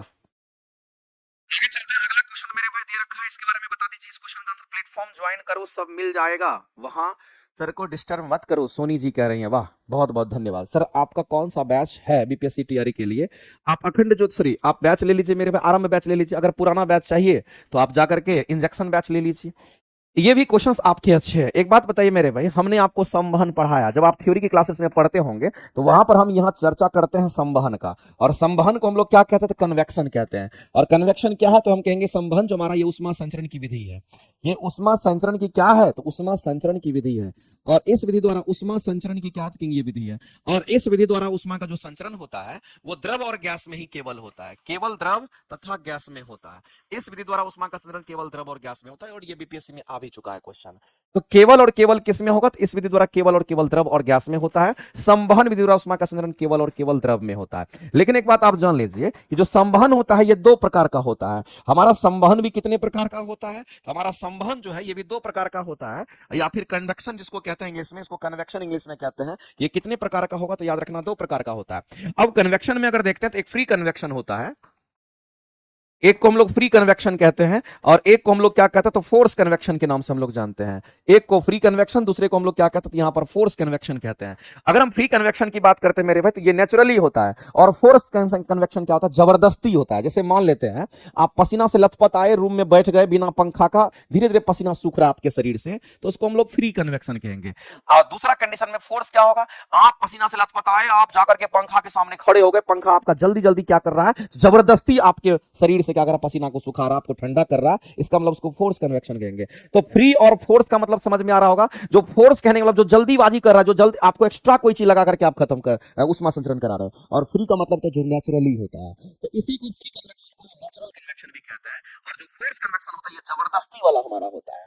जैसे आप चाय बनाने वाले आदमी को देखते होंगे, तो चाय तो धीरे धीरे हमारा अल्लो पे बन सकता है, लेकिन देखते होंगे जो चाय बनाने वाला आदमी होता है वो पीछे में पंखा लगा देता है। अब पंखा लगा के तब जबरदस्ती हवा देता है, तब जब हमारा जल्दी खाना पकता है या चाय जल्दी बने, उसको फोर्स कन्वेक्शन कहेंगे। जब धीरे धीरे अपने आप पकड़ा है, धीरे धीरे पकड़ा है, इसका मतलब उसको फ्री कन्वेक्शन। तो ये मेरे भाई स्लो होता है और ये हमारा फास्ट होता है, ये हमारा स्लो होता है और ये हमारा फास्ट होता है। लेकिन संवहन दो प्रकार का होता है। अब मान लेते हैं हम घर में क्या किए, तो पंखा लगा दिए, घर में पंखा लगा दिए तो हवा की गति को तेज कर दिए। जब हवा की गति को तेज कर दिए तो उष्मा संचरण हमारा फास्ट करेगा। अब उसी पर यह क्वेश्चन पूछा गया है और आपको बताना है कि कौन सा स्टेटमेंट आपके सही है। इतना बात बता देने के बाद आपको आंसर करना चाहिए, और मुझे लगता है कि मेरे भाई ये बात आप समझ गए होंगे। बताइए, यहां पर क्वेश्चन बोला गया है कि घर में प्रणोदित वायु की बात कर रहा है। तो मेरे भाई घर में, हमारे घर की अगर बात कर रहे हैं तो घरों में प्रणोदित वायु तापन निकाय की अगर बात करते हैं, घर में प्रणोदित वायु तापन निकाय की बात करते हैं, मानव संचरण परिसंचरण तंत्र की बात करते हैं, जो हमारा बॉडी सर्कुलेटरी सिस्टम की हम बात करते हैं, यहां पर मानव परिसंचरण तंत्र की बात करते हैं, या फिर मेरे भाई यहां पर किसकी बात कर रहा है, स्वचालित वाहन के इंजन के शीतलंगों की अगर बात करते हैं, ये सब स्टेटमेंट आपका लिया है, ये सब स्टेटमेंट आपका लिया है। निकाय की अगर बात करते हैं तो आपसे कह रहा है कि बताइए मेरे भाई ये प्रणोदित संवहन निकाय के उदाहरण है। प्रणोदित कहने का मतलब है फोर्स कन्वेक्शन की बात कर रहा है। प्रणोदित यहां पर किसको कह रहा था, ये फोर्स कन्वेक्शन की बात कर रहा है। मेरे भाई प्रणोदित किसको कह दिया था, ये फोर्स कन्वेक्शन की बात कर रहा है। इसका मतलब जो जबरदस्ती हो रहा है उसकी बात कर रहा है, ये फोर्स कन्वेक्शन की बात कर रहा है। ये किसकी बात कर रहा है, तो प्रणोदित कन्वेक्शन मतलब हमारा प्रणोदित संवहन कहने का मतलब है फोर्स कन्वेक्शन की बात कर रहा है। इस बात को आप ध्यान रखिएगा। तो यहां पर हम लोग लिख देते हैं प्रणोदित संवहन, आप यहीं लिखिए, थोड़ा ज्यादा समझ में आपको आएगा। ये प्रणोदित संवहन की बात कर रहा है, आप इसको थोड़ा देर के लिए काट दीजिए। इसका मतलब मेरे भाई संवहन दो तरह का हमारा, ये तो नेचुरली हमारा प्राकृतिक हमारा संवहन होता है। एक हमारा कैसा होगा, कि हमारा प्राकृतिक होगा, प्राकृतिक संवहन हमारा होगा, और दूसरा हमारा जबरदस्ती होता है, इसको प्रणोदित बोलते हैं। इसको प्रणोदित संवहन हम लोग बोलते हैं। प्रणोदित जबरदस्ती हो रहा है, फोर्स जिसको कहते हैं, जबरदस्ती पंखा उंखा लगा के हम लोग कराते हैं, तो आपसे फोर्सफुली कह रहा है कि मेरे को घर में हम लोग क्या करते हैं, एयर का सर्कुलेशन कराते हैं, हवा का सर्कुलेशन कराते हैं, और हमारी बॉडी के अंदर जो बॉडी टेम्परेचर को मेंटेन करता है, तो उसमें भी हमारा। तो आपको एक चीज ध्यान रखना है कि प्रणोदित संवहन कहने का मतलब होता है फोर्स सर्कुलेशन का। इंग्लिश पढ़िए तो ज्यादा समझ में आएगा। Force air heating system in homes, the human circulatory system and the cooling system of automobile engines are example of force convection system। तो मेरे भाई आपके घर में आपके शरीर को ठंडा अगर करता है तो वो फोर्स कन्वेक्शन होता है, चूंकि आप वहां पे क्या करते हैं, तो आप पंखा वगैरह लगा करके आप वहां रखते हैं।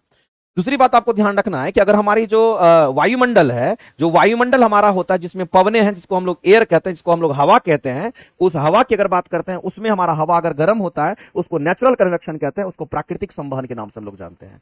तो ये प्राकृतिक संवहन का हमारा एग्जाम्पल है, यहाँ प्राकृतिक संवहन का हमारा एग्जाम्पल है। और क्वेश्चन में यहाँ बोल दिया है, यहाँ नहीं की बोल रहा था, ये गलत कह देगा। ये प्राकृतिक, हमारे जो हवा है वो प्राकृतिक संवहन उसमें होता है। तो मेरे भाई इस बात को ध्यान रखना कि एक स्टेटमेंट आपका ही सही है, दूसरा स्टेटमेंट आपका गलत है। तो हम लोग आंसर क्या करेंगे, ऑप्शन नंबर ए आपका 1 आपका राइट हो जाएगा। तो केवल और केवल इस क्वेश्चन के जो आंसर करेंगे ऑप्शन नंबर आपका क्या होगा, तो ए आपका राइट हो जाएगा, ऑप्शन नंबर ए आपके करेक्ट हो जाएंगे। तो इस क्वेश्चन के आंसर क्या करेंगे, तो इस क्वेश्चन का जो आंसर होगा हमारा ए आंसर राइट हो जाएगा इस क्वेश्चन का। इस बात को ध्यान रखिएगा। एक्चुअली में घर में प्रणोदित बोला गया है, तो घर में अगर हम लोग फोर्सली वायु चलाते हैं, पंखा के द्वारा मिलता है, तो घर में प्रणोदित वायु यानी कहने लो आपको फैन लगाना पड़ेगा। और अगर आप फैन लगाते हैं तो एक्स्ट्रा है, और जब एक्स्ट्रा होगा तो जाहिर सी बात है ये सही है। तो मेरे भाई हम लोग कूलिंग सिस्टम करते हैं, तो वाहन के इंजन को भी ठंडा करते हैं, तो कूलिंग सिस्टम में भी क्या लगा रहता है, आप देखिएगा ट्रैक्टर वगैरह देखिएगा, कोई भी हमारा गाड़ी उड़ी होता है उसमें भी देखिएगा फैन लगा रहता है, उसके इंजन को ठंडा करते रहता है, जबरदस्ती ठंडा करता है। तो फैन यहां भी लगा हुआ है, तो जहां फैन लगा हुआ है तो जबरदस्ती ठंडा कर रहा है, इसका मतलब वो फोर्स कन्वेक्शन है। तो पहला तो सही था। अब हमारे वायुमंडल में जो हवा है, जो प्राकृतिक हवा है, वो तो धीरे धीरे हमारा चलता है, अपने मन से चलता है, तो वो नेचुरल कन्वेक्शन करता है, प्राकृतिक संवहन करता है। यहां कह रहा है कि प्राकृतिक संवहन नहीं करता है, तो ये गलत हो गया ना। तो ये गलत है, ये सही है, तो आंसर करेंगे ऑप्शन नंबर। तो मेरे भाई आज के बाद आपको समझ में आ गया होगा कि हमारा क्या होता है संवहन, और संवहन कहां होता है, द्रव और गैस में होता है। इतना बात तो मेरे भाई बुझा गया होगा। बताइए, इतना बात किसी को अगर कोई दिक्कत है तो आप मैसेज कर सकते हैं। थोड़ा फास्ट अब होते हैं। कह रहा किस यौगिक का उपयोग श्वेत श्याम फोटोग्राफी में करते हैं, तो सिल्वर क्लोराइड। देखो सिल्वर क्लोराइड कहने का मतलब है कि जो भी सिल्वर हैलाइड्स होंगे सबका आप इस्तेमाल कर सकते हैं। सिल्वर क्लोराइड, सिल्वर ब्रोमाइड का इस्तेमाल ज्यादातर होता है फोटोग्राफी में यूज करने के लिए। तो जो फोटोग्राफिक फिल्म होता है उसमें हम लोग सिल्वर क्लोराइड और सिल्वर ब्रोमाइड का इस्तेमाल करते हैं, तब जाकर के क्या होता है, तो हम कहेंगे इमेज का फॉर्मेशन प्योर हमारा हो पाता है। और इसमें सिल्वर क्लोराइड और सिल्वर ब्रोमाइड में से भी सबसे ज्यादा इस्तेमाल अगर कौन होता है, तब आप सिल्वर ब्रोमाइड को आप टिक आउट करते हैं। लेकिन अगर ऑप्शन में दोनों दे रखा है तो दोनों आपके राइट आंसर हो जाएंगे, इसलिए क्वेश्चन का अगर आंसर करेंगे तो ये तो हमारा आंसर सही हो जाएगा। नेक्स्ट अगला है कि बताइए कौन सा रेडॉक्स रिएक्शन का हमारा एग्जांपल। और आज के जो क्वेश्चंस हैं आपके थोड़े टफ हैं भी। आज का जो सेट का क्वेश्चन है ना वो थोड़ा टफ है भी। आप नीचे से लेकर के ऊपर तक जाएंगे, देखिए क्वेश्चंस आपका जल्दी सॉल्व नहीं हो पा रहा है, क्योंकि इसमें थोड़ा सा कंसेप्चुअल क्वेश्चन सब डाल दिया गया। लेकिन अगर कंसेप्चुअल क्वेश्चन दिया गया है तो सीखने के लिए भी तो मिल रहा है, इसमें समझना क्या है। बताइए, कह रहा है कि कौन सा रेडॉक्स रिएक्शन हमारा नहीं है, वो पूछा गया। कौन सा एग्जाम्पल हमारा रेडॉक्स रिएक्शन नहीं है, ये आपसे पूछा गया। रेडॉक्स रिएक्शन कहते किसको है, ये बात आपको पहले पता होना चाहिए। तो मेरे भाई इस बात को ध्यान रखना, रेडॉक्स रिएक्शन किसको कहते हैं, तो नाम से पता चलता है। रेडॉक्स मतलब रेड का मतलब होता है हमारा क्या, रिडक्शन, और ऑक्स का मतलब ऑक्सीडेशन। इसका मतलब वैसा रेडॉक्स रिएक्शन में क्या होता है, इसमें हमारा ऑक्सीकरण, ऑक्सीडेशन और रिडक्शन दोनों साथ साथ होता है। अगर हम यहां पर ऑक्सीडेशन की बात करते हैं, ऑक्सीडेशन तथा रिडक्शन दोनों साथ साथ होता है। ऑक्सीडेशन तथा अगर हम रिडक्शन की अगर हम बात करते हैं तो ऑक्सीडेशन रिडक्शन साथ साथ होता है। ये ऑक्सीडेशन तथा रिडक्शन हमारा साथ साथ होता है, ये बात आपको ध्यान रखना है। रेडॉक्स रिएक्शन हम उसको कहते हैं। अब ऑक्सीडेशन रिडक्शन आपको पता होना चाहिए। अगर ऑक्सीडेशन की बात करते हैं तो ऑक्सीडेशन के लिए क्या जरूरी है वो बात आप समझिए। अगर कहीं पर ऑक्सीडेशन अगर हो रहा है, ऑक्सीडेशन और रिडक्शन की हमारा जो बात करते हैं ये दोनों अपोजिट होता है, उल्टा होता है। अगर ऑक्सीडेशन हमारा कब होगा, अगर मान लेते किसी भी रिएक्शन में ऑक्सीजन अगर जुड़ता है तो ऑक्सीजन बढ़ेगा तो ऑक्सीडेशन हो जाएगा। दूसरा कंडीशन हमारा है, अगर हाइड्रोजन घटता है, हाइड्रोजन का विस्थापन होता है, तो अगर हम हाइड्रोजन की कमी कहते हैं तो ऑक्सीजन की बढ़ोतरी, इसका मतलब विस्थापन, ऑक्सीजन की बढ़ोतरी मतलब ऑक्सीडेशन, इसमें हाइड्रोजन की कमी की वजह से हमारा भी होता है, इस बात को ध्यान रखना। इसी तरीके से तीसरा याद रखना कि इलेक्ट्रॉन अगर लॉस होता है, इलेक्ट्रॉन का अगर लॉस होता है फिर भी हमारा होगा। और भी चीजें हैं, अगर इलेक्ट्रोनेगेटिव एलिमेंट की अगर बात करता है, इलेक्ट्रोनेगेटिव एलिमेंट का संख्या बढ़ता है, इलेक्ट्रोनेगेटिव एलिमेंट की संख्या अगर बढ़ती है, इलेक्ट्रोनेगेटिव एलिमेंट की संख्या बढ़ती है, तो ऐसे केस में भी हमारा होगा। और भी हमारा होता है, इस बात को ध्यान रखना, अगर वैलेंसी बढ़ती है फिर भी हमारा होता है, अगर वैलेंसी बढ़ेगी फिर भी हमारा होता है, तो ये हमारा होता है। इसी का उल्टा कौन होगा, तो इसी का उल्टा क्या होता है, इसी का जस्ट उल्टा किसमें होता है, तो रेडॉक्स हमारा रिडक्शन में हमारा होता है। इसी का जस्ट उल्टा हमारा रिडक्शन में, जिसको हम अवकरण कहते हैं, जिसको हम लोग अवकरण कहते हैं। और ऑक्सीडेशन हम किसको कहते हैं? तो इसको हम लोग क्या कहते हैं? ऑक्सीकरण की बात नाम से जानते हैं। ये हमारा ऑक्सीकरण है। तो ऑक्सीकरण का जस्ट उल्टा कौन होगा? रिडक्शन हो जाएगा। तो जो चीज इसमें बढ़ रहा है वो चीज में घटना, कोई भी एक चीज फुलफिल करेगा, कहानी आपका सिंपल है, वही हो जाता है। अब रिएक्शन पर हम लोग चलते हैं। अब जिंक ऑक्साइड है, कार्बन है मेरे पास, कार्बन से क्या बन गया? तो कार्बन मोनोक्साइड बन गया। इसका मतलब कहीं ना कहीं आपको दिख रहा होगा कि ऑक्सीजन की संख्या में बढ़ोतरी हो रही है। जब ये बढ़ेगा तो हम कहेंगे यहां पर हमारा ऑक्सीडेशन हो गया। यहां पर अगर ऑक्सीजन बढ़ा तो ऑक्सीडेशन हमारा हो गया, इसमें कोई शक नहीं है। ऑक्सीजन बढ़ा तो ऑक्सीडेशन हमारा होता है। दूसरी बात, अगर जिंक ऑक्साइड है और जिंक ऑक्साइड से ऑक्सीजन बाहर हो गया, इसका मतलब मेरे भाई इससे हमारा जिंक ऑक्साइड से ऑक्सीजन बाहर हो गया, इसका मतलब कहीं ना कहीं ऑक्सीजन की कमी हो गई। अगर ऑक्सीजन की कमी होगी तो इसी का जस्ट उल्टा इसमें होगा, और इसको हम लोग कहते हैं रिडक्शन हमारा हो गया। इसमें रिडक्शन हमारा हो गया। अगर किसी रिएक्शन में ऑक्सीडेशन और रिडक्शन दोनों साथ साथ होता है तो उसको रेडॉक्स रिएक्शन कहते हैं। इसका मतलब कहीं ना कहीं रेडॉक्स रिएक्शन को शो कर रहा है। अगला भी हम लोग चेक करेंगे मेरे भाई, नेक्स्ट जो हमारा दे रखा है उसको भी चेक करते हैं। अगर MnO2 की बात करते हैं और MnO2 से MnCl2 हम लोग देखते हैं, एक बात बताइए मेरे भाई, यहाँ HCl दे रखा है। इस HCl से H अगर हमारा कम हो गया तो हम कहेंगे ऐसा हो गया, इसका मतलब HCl से Cl2 बन गया, इसका मतलब हाइड्रोजन की कमी हो गई। किसकी कमी हुई? तो हाइड्रोजन की कमी हो गई। और आपको पता है कि अगर हाइड्रोजन की कमी होगी तो ऑक्सीकरण हो जाएगा। इसका मतलब कहीं ना कहीं यहाँ पर हमारा क्या हुआ? कहीं ऑक्सीडेशन यहाँ हो गया। चलो एक चीज तो क्लियर हो गया। दूसरी बात, अगर हम लोग MnO2 की अगर बात करते हैं तो MnO2 में हमारा क्या दिख रहा है? यहाँ ऑक्सीजन है जबकि यहाँ ऑक्सीजन नहीं है। तो इन दोनों को अगर आप देखिएगा गौर से तो इन दोनों में क्या मिल रहा है? यहाँ पर मेरे भाई किसकी कमी हो रही है? तो कहेंगे यहाँ ऑक्सीजन की कमी हो रही है। और अगर ऑक्सीजन की बढ़ोतरी होगा तो ऑक्सीडेशन होगा, इसलिए ऑक्सीजन की कमी होगा तो अवकरण रिडक्शन हमारा हो जाएगा। तो इसमें इसका क्या होगा? कहेंगे यहाँ पर हमारा रिडक्शन हमारा हो गया। इसमें क्या होता है? रिडक्शन हमारा हो गया। तो ऑक्सीडेशन रिडक्शन दोनों हमारा हो गया, इसका मतलब ये भी रिडॉक्स रिएक्शन हमारा है। अगला हमारा दे रखा है मेरे भाई क्या? तो चलो यहां देख लेते हैं। 4Na की बात कर रहा है, 4Na सोडियम की बात कर रहा है, और साथ में हमारा क्या? तो ऑक्सीजन के साथ प्रतिक्रिया करा रहा है। ये हमारा धातु के ऑक्साइड्स हमारे बनेंगे, और यही हमारा क्या बन जाएगा? तो कहेंगे हमारा Na2O हमारा बन जाएगा। अब मामला क्या है मेरे भाई, आप इस बात को समझिएगा। मामला ये है कि ये सोडियम ऑक्सीजन के साथ प्रतिक्रिया करेगा, और अगर कोई भी चीज ऑक्सीजन के साथ प्रतिक्रिया करता है तो हमेशा याद रखना उसके जो ऑक्साइड्स होते हैं, या फिर कोई भी चीज अगर ऑक्सीजन के साथ प्रतिक्रिया करता है, याद रखना उसका ऑक्सीकरण होता है। तो यहां पर अगर सोडियम ऑक्सीजन के साथ प्रतिक्रिया किया तो इस सोडियम का ऑक्सीकरण हो गया, इस बात को ध्यान रखना। और हम लोग देख भी रहे हैं कि यहां से हमारा क्या ऑक्सीजन में वृद्धि हो गई। इसका मतलब मेरे भाई हम लोग कहेंगे यहां पर कि आप ये कह सकते हैं, ऐसी परिस्थिति में आप ये कह सकते हैं कि सोडियम अगर ऑक्सीजन के साथ प्रतिक्रिया किया है, सोडियम अगर ऑक्सीजन के साथ प्रतिक्रिया की, तो यहां तो ऑक्सीडेशन हमारा हो जाएगा। यहां पर हमारा क्या होता है? ये हमारा ऑक्सीडेशन हमारा हो जाएगा। अगर कोई भी चीज ऑक्सीजन के साथ प्रतिक्रिया करता है तो उसका ऑक्सीडेशन हो जाता है। क्या हो गया दिक्कत?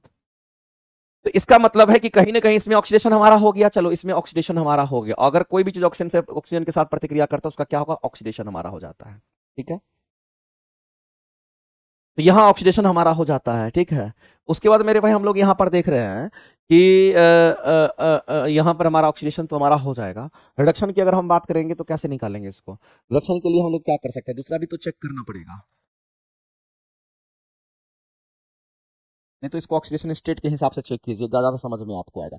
ओहो, इसको ज्यादा समझ में आपको आएगा अगर आप इसका ऑक्सीडेशन स्टेट अगर निकालेंगे तो ज्यादा समझ में आएगा। इस बात को आप ध्यान रखेंगे। अगर हम सोडियम है तो इसका ऑक्सीडेशन स्टेट कितना है? तो कहेंगे 0 है। इसका ऑक्सीडेशन स्टेट कितना? तो कहेंगे 0 है। इसका निकालना पड़ेगा तो कहेंगे Na2O का निकालना है, Na2O का निकालना है। अगर इसका निकालेंगे तो हम कहेंगे सोडियम का निकालना, इसको x मानेंगे, यानी 2x हो जाएगा। और ऑक्सीजन का कितना होता है? तो कहेंगे यहाँ पर हमारा -2 हो जाता है, बराबर में क्या करेंगे? तो 0। तो 2x बराबर कितना? तो कहेंगे 2 हो जाएगा। तो x बराबर कितना? तो मेरे भाई +1 हो जाएगा। इसका मतलब इसका ऑक्सीडेशन स्टेट कितना आ गया? तो +1 आ गया। और जब ऑक्सीडेशन स्टेट में बढ़ोतरी होता है तो उसको ऑक्सीडेशन कहते हैं। इसको हम लोग क्या कहेंगे? तो यहाँ पर ऑक्सीडेशन हो गया। अगर मेरे भाई ऑक्सीडेशन, इसका ऑक्सीडेशन नंबर कितना था? 0। इसका ऑक्सीडेशन नंबर कितना हो गया? 1। तो ऑक्सीडेशन नंबर बढ़ा कि नहीं बढ़ा? अगर ऑक्सीडेशन नंबर बढ़ा मतलब ऑक्सीडेशन हो गया। इसको चेक करते हैं, समझ में आएगा। अगर इसको चेक करते हैं हम कहेंगे ऑक्सीजन का हमारा क्या? तो 0 है। और इसमें से ऑक्सीजन का निकाल करके देखेंगे तो हम लोग क्या करेंगे? Na2O में ऑक्सीजन का निकाल करके देखते हैं। तो इसका निकाल के तो ये x हो गया, और Na2 जो सोडियम है इसका हमारा पहले ग्रुप का, इसका मतलब हमारा कितना? तो कहेंगे +2 हो जाएगा। ये +2 हो जाएगा बराबर 0। तो यहाँ पर x की वैल्यू कितनी निकल करके आएगी? तो कहेंगे x का वैल्यू हमारा -2 हो जाएगा। तो यहाँ पर x की वैल्यू कितनी आ गई? तो कहेंगे 0 से हमारा कितना? तो कहेंगे यहाँ पर एक तरफ 0, दूसरी तरफ हमारा -2 हो गया। तो यहाँ 0 से -2 हमारा हो रहा है। इसका मतलब कहीं ना कहीं हम लोग देख रहे हैं कि इलेक्ट्रॉन गेन कर रहा है। इसमें इलेक्ट्रॉन क्या कर रहा है? तो कहेंगे इसमें इलेक्ट्रॉन हमारा गेन हो रहा है। और इलेक्ट्रॉन अगर गेन होगा तो इसको रिडक्शन कहेंगे। इसको क्या कहेंगे? तो इसको हम लोग रिडक्शन कहते हैं। इसको रिडक्शन कहते हैं। या फिर इससे आप ये भी कह सकते हैं, अगर 0 से प्लस हो गया इसका मतलब इलेक्ट्रॉन की कमी हो गई। इसमें इलेक्ट्रॉन की क्या होगी? तो इलेक्ट्रॉन का लॉस हो गया। अगर इलेक्ट्रॉन का लॉस होगा तो ऑक्सीडेशन, और अगर हमारा इलेक्ट्रॉन गेन कर रहा है इसका मतलब रिडक्शन हमारा हो गया। तो मेरे भाई ये कहीं ना कहीं ऑक्सीडेशन रिडक्शन दोनों साथ साथ हो रहा है। इसका मतलब ये भी आपका क्या शो करेगा? तो ये भी हमारा रिडक्स रिएक्शन को शो करता है। तो अभी तक में तो रिडॉक्स रिएक्शन को शो कर रहा, सब में ऑक्सीडेशन रिडक्शन हमारा हो रहा है। थोड़ा डिफिकल्ट सेट इस बार का है, थोड़ा डिफिकल्ट सेट है, इसलिए मेरे भाई घसक नहीं रहा है। अब देखिए अगला जो हमारा दे रखा है इसके बारे में अगर हम बात करेंगे तो ये जो आपको दे रखा है इसको भी आपको चेक करना पड़ेगा। चलो इतना से हम इसको हटाते हैं, इसको तुम लोग जानते ही होगे, इसको हम लोग लिखते हटाते हैं। अब इसको हम लोग यहां पर देखते हैं, AgNO3 हमारा दे रखा है और इसका रिएक्शन किसके साथ, तो कहेंगे NaCl जो हमारा है, और जब रिएक्शन कराते तो ये क्या बनता, तो कहेंगे यहां पर AgCl बनेगा और साथ में क्या बना, तो NaNO3 का निर्माण हुआ।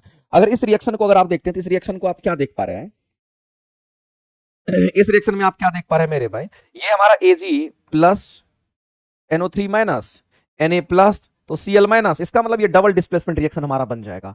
हम कहेंगे मेरे भाई प्लस वाला माइनस के साथ और माइनस वाला किसके साथ, तो प्लस के साथ, इसलिए AgCl बन गया, इसलिए NaNO3 हमारा बन गया। ये डबल डिस्प्लेसमेंट रिएक्शन हमारा है।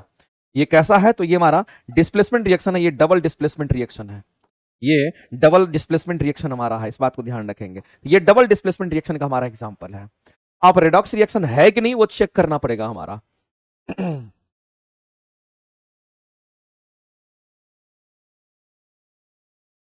वो चीज हम लोगों को चेक करना पड़ेगा, सबका ऑक्सीडेशन स्टेट चेक करना पड़ेगा। चलो करके देखते हैं, इतना जब कर ही लिए तो थोड़ा और कर लेते हैं, थोड़ा कष्ट कर लेते हैं। अच्छा यहां पर N कहां से आ गया है, AgNO3, AgNO3 की बात करेंगे तो अच्छा NaNO3 हमारा हो जाएगा।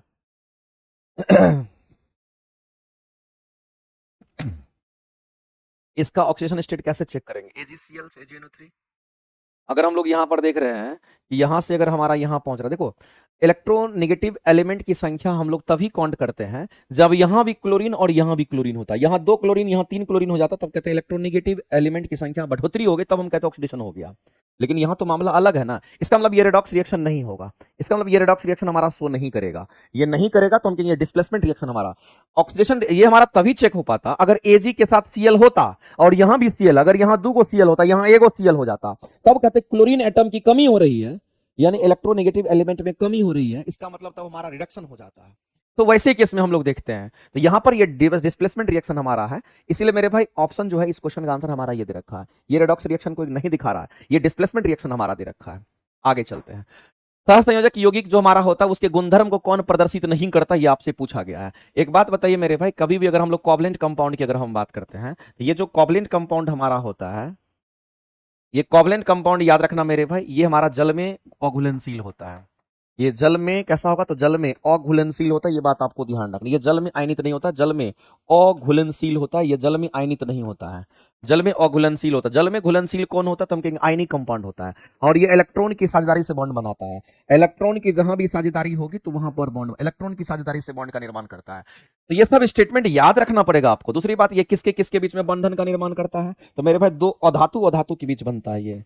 ये अधातु और अधातु के बीच में बंधन बनता है। एक अधातु दूसरा भी अधातु होगा तो इलेक्ट्रॉन की शेयरिंग करेगा, क्योंकि इलेक्ट्रॉन और इलेक्ट्रॉन को कभी एक दूसरे को त्याग नहीं कर सकता, क्योंकि इसके पास भी इलेक्ट्रॉन ग्रहण करने की क्षमता होती है, इसके पास भी इलेक्ट्रॉन ग्रहण करने की क्षमता होती है, किसी में त्यागने की क्षमता नहीं होती है। इसलिए दोनों क्या करता है, तो हमारा यहाँ पर हम कहते हैं कि इलेक्ट्रॉन की साझेदारी कर लेता है। तो अधातु अधातु के बीच में हमारा ये बॉन्ड बनता है, ये बात आपको ध्यान रखना है।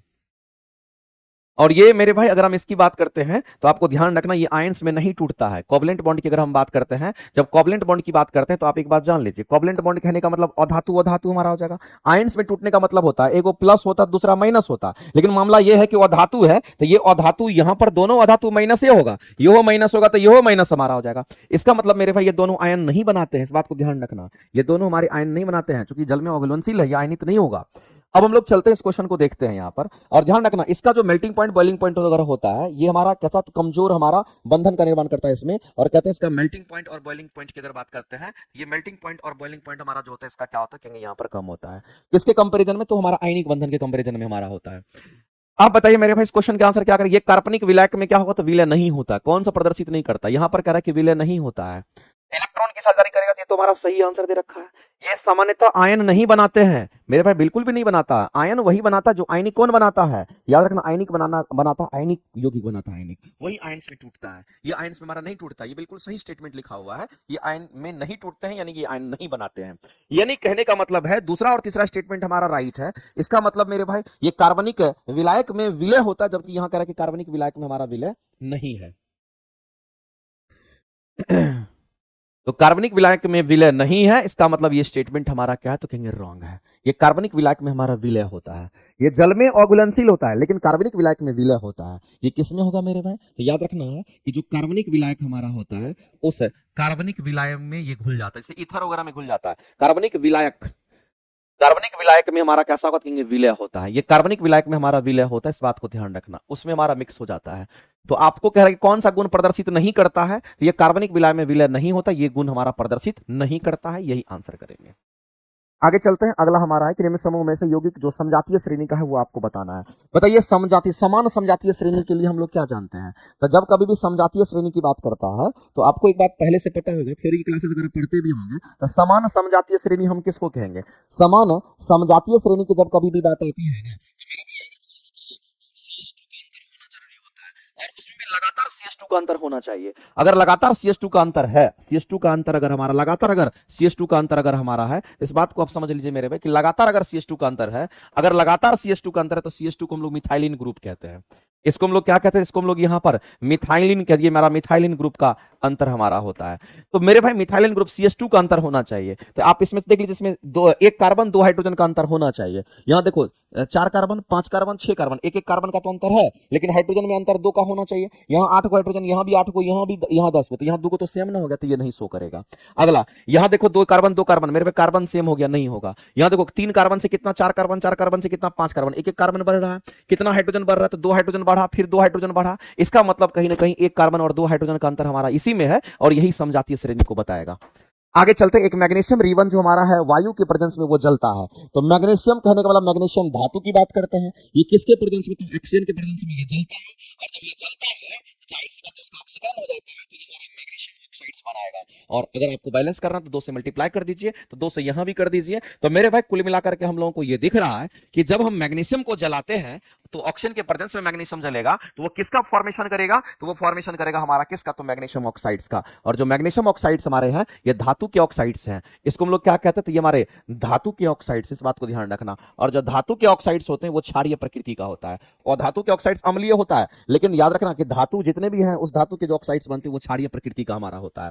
तो आपसे कह रहा है कि जब उसको जलाते हैं तो जलने के बाद एक सफेद पदार्थ बनता है। इसका मतलब मेरे भाई मैग्नीशियम हमारा जो ये बनता है, ये व्हाइट पीपीटी के रूप में हमारा तैयार होता है, व्हाइट प्रेसिपिटेट बनता है। इस बात को ध्यान रखेंगे। तो ये हमारा मैग्नीशियम ऑक्साइड्स बनेगा, और इस क्वेश्चन का आंसर करेंगे ऑप्शन नंबर बी। जो बना वही आपसे पूछ रहा था। अगला कह रहा है कि कार्बन C+4 आयन क्यों नहीं बनाता, ये क्यों असमर्थ होता है। और बहुत ही खूबसूरत क्वेश्चन है, कार्बन C+4 आयन बनाने में असमर्थ क्यों होता है, ये क्वेश्चन आपसे मेरे भाई पूछा गया है। हम चाहेंगे कि आप लोग जितने लोग देख रहे हैं वो सभी लोग इस क्वेश्चन का आंसर करिएगा। एक बात मेरे भाई हम आपसे जानना चाहते हैं, अगर हम कार्बन की अगर हम बात करते हैं तो आप ही बताइए कि जो कार्बन हमारा है, इस कार्बन की वैलेंसी कितनी है, तो कहेंगे 4 होती है।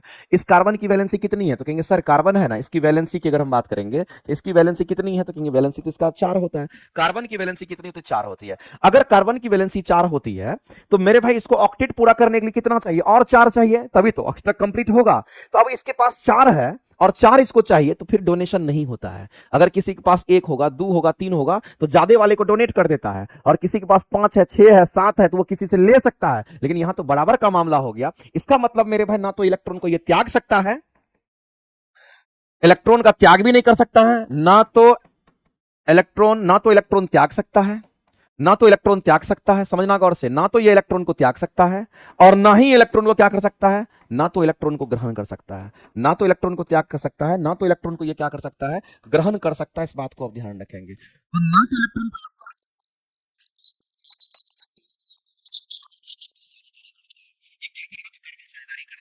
अब मेरे भाई इस बात को ध्यान रखना है कि आपसे बोला गया कि कार्बन में C4+ आयन बनाने का असमर्थ हमारा क्यों होता है, तो क्योंकि यह श्रृंखलन गुण प्रदर्शित करता है, क्योंकि यह आसानी से इलेक्ट्रॉन को ग्रहण कर सकता है। ये तो बिल्कुल भी नहीं करेगा, ना तो यह ग्रहण कर सकता है, ना तो यह त्याग सकता है, क्योंकि इसके पास 4 आधा का मामला है। कम ज्यादा होता तो इलेक्ट्रॉन ग्रहण या त्याग हो जाता। दूसरी बात मेरे भाई कि अगर क्योंकि इसके निर्माण के लिए अधिक मात्रा में ऊर्जा की आवश्यकता होती है, इसलिए कभी भी C4+ आयन नहीं बनाता है। ये चीज आपका राइट है, ये C4+ आयन हमारा नहीं बनाता है। ये इसलिए अगर C4 आयन अगर बना दिया तो C4+ का मतलब आप समझ रहे हैं क्या होता है, C4+ का मतलब आप समझ रहे हैं इसका मीनिंग क्या है। इसका मतलब मेरे भाई चारों इलेक्ट्रॉन का त्याग हो गया। इसमें कितने इलेक्ट्रॉन का त्याग, 4 इलेक्ट्रॉन का त्याग, और ये 4 इलेक्ट्रॉन को त्याग करने वाला है नहीं।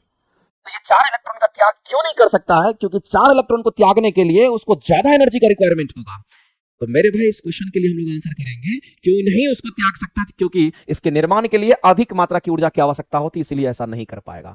अगर कार्बन में श्रृंखलन गुण तो होता है, ये बिल्कुल सही बात। अगर सार में कार्बन में श्रृंखलन गुण होता है तो कार्बन के असंख्य हमारे क्या बनते हैं, तो कार्बन के असंख्य यहां पर हमारे, हम किसकी बात कर रहे हैं, तो कार्बन के असंख्य हमारे यौगिक बनते हैं, कार्बन के असंख्य हमारे यौगिक बनते हैं, असंख्य यौगिक बनते हैं। कार्बन के कितने यौगिक बनेंगे, तो असंख्य यौगिक बनते हैं, इस बात का ध्यान रखना।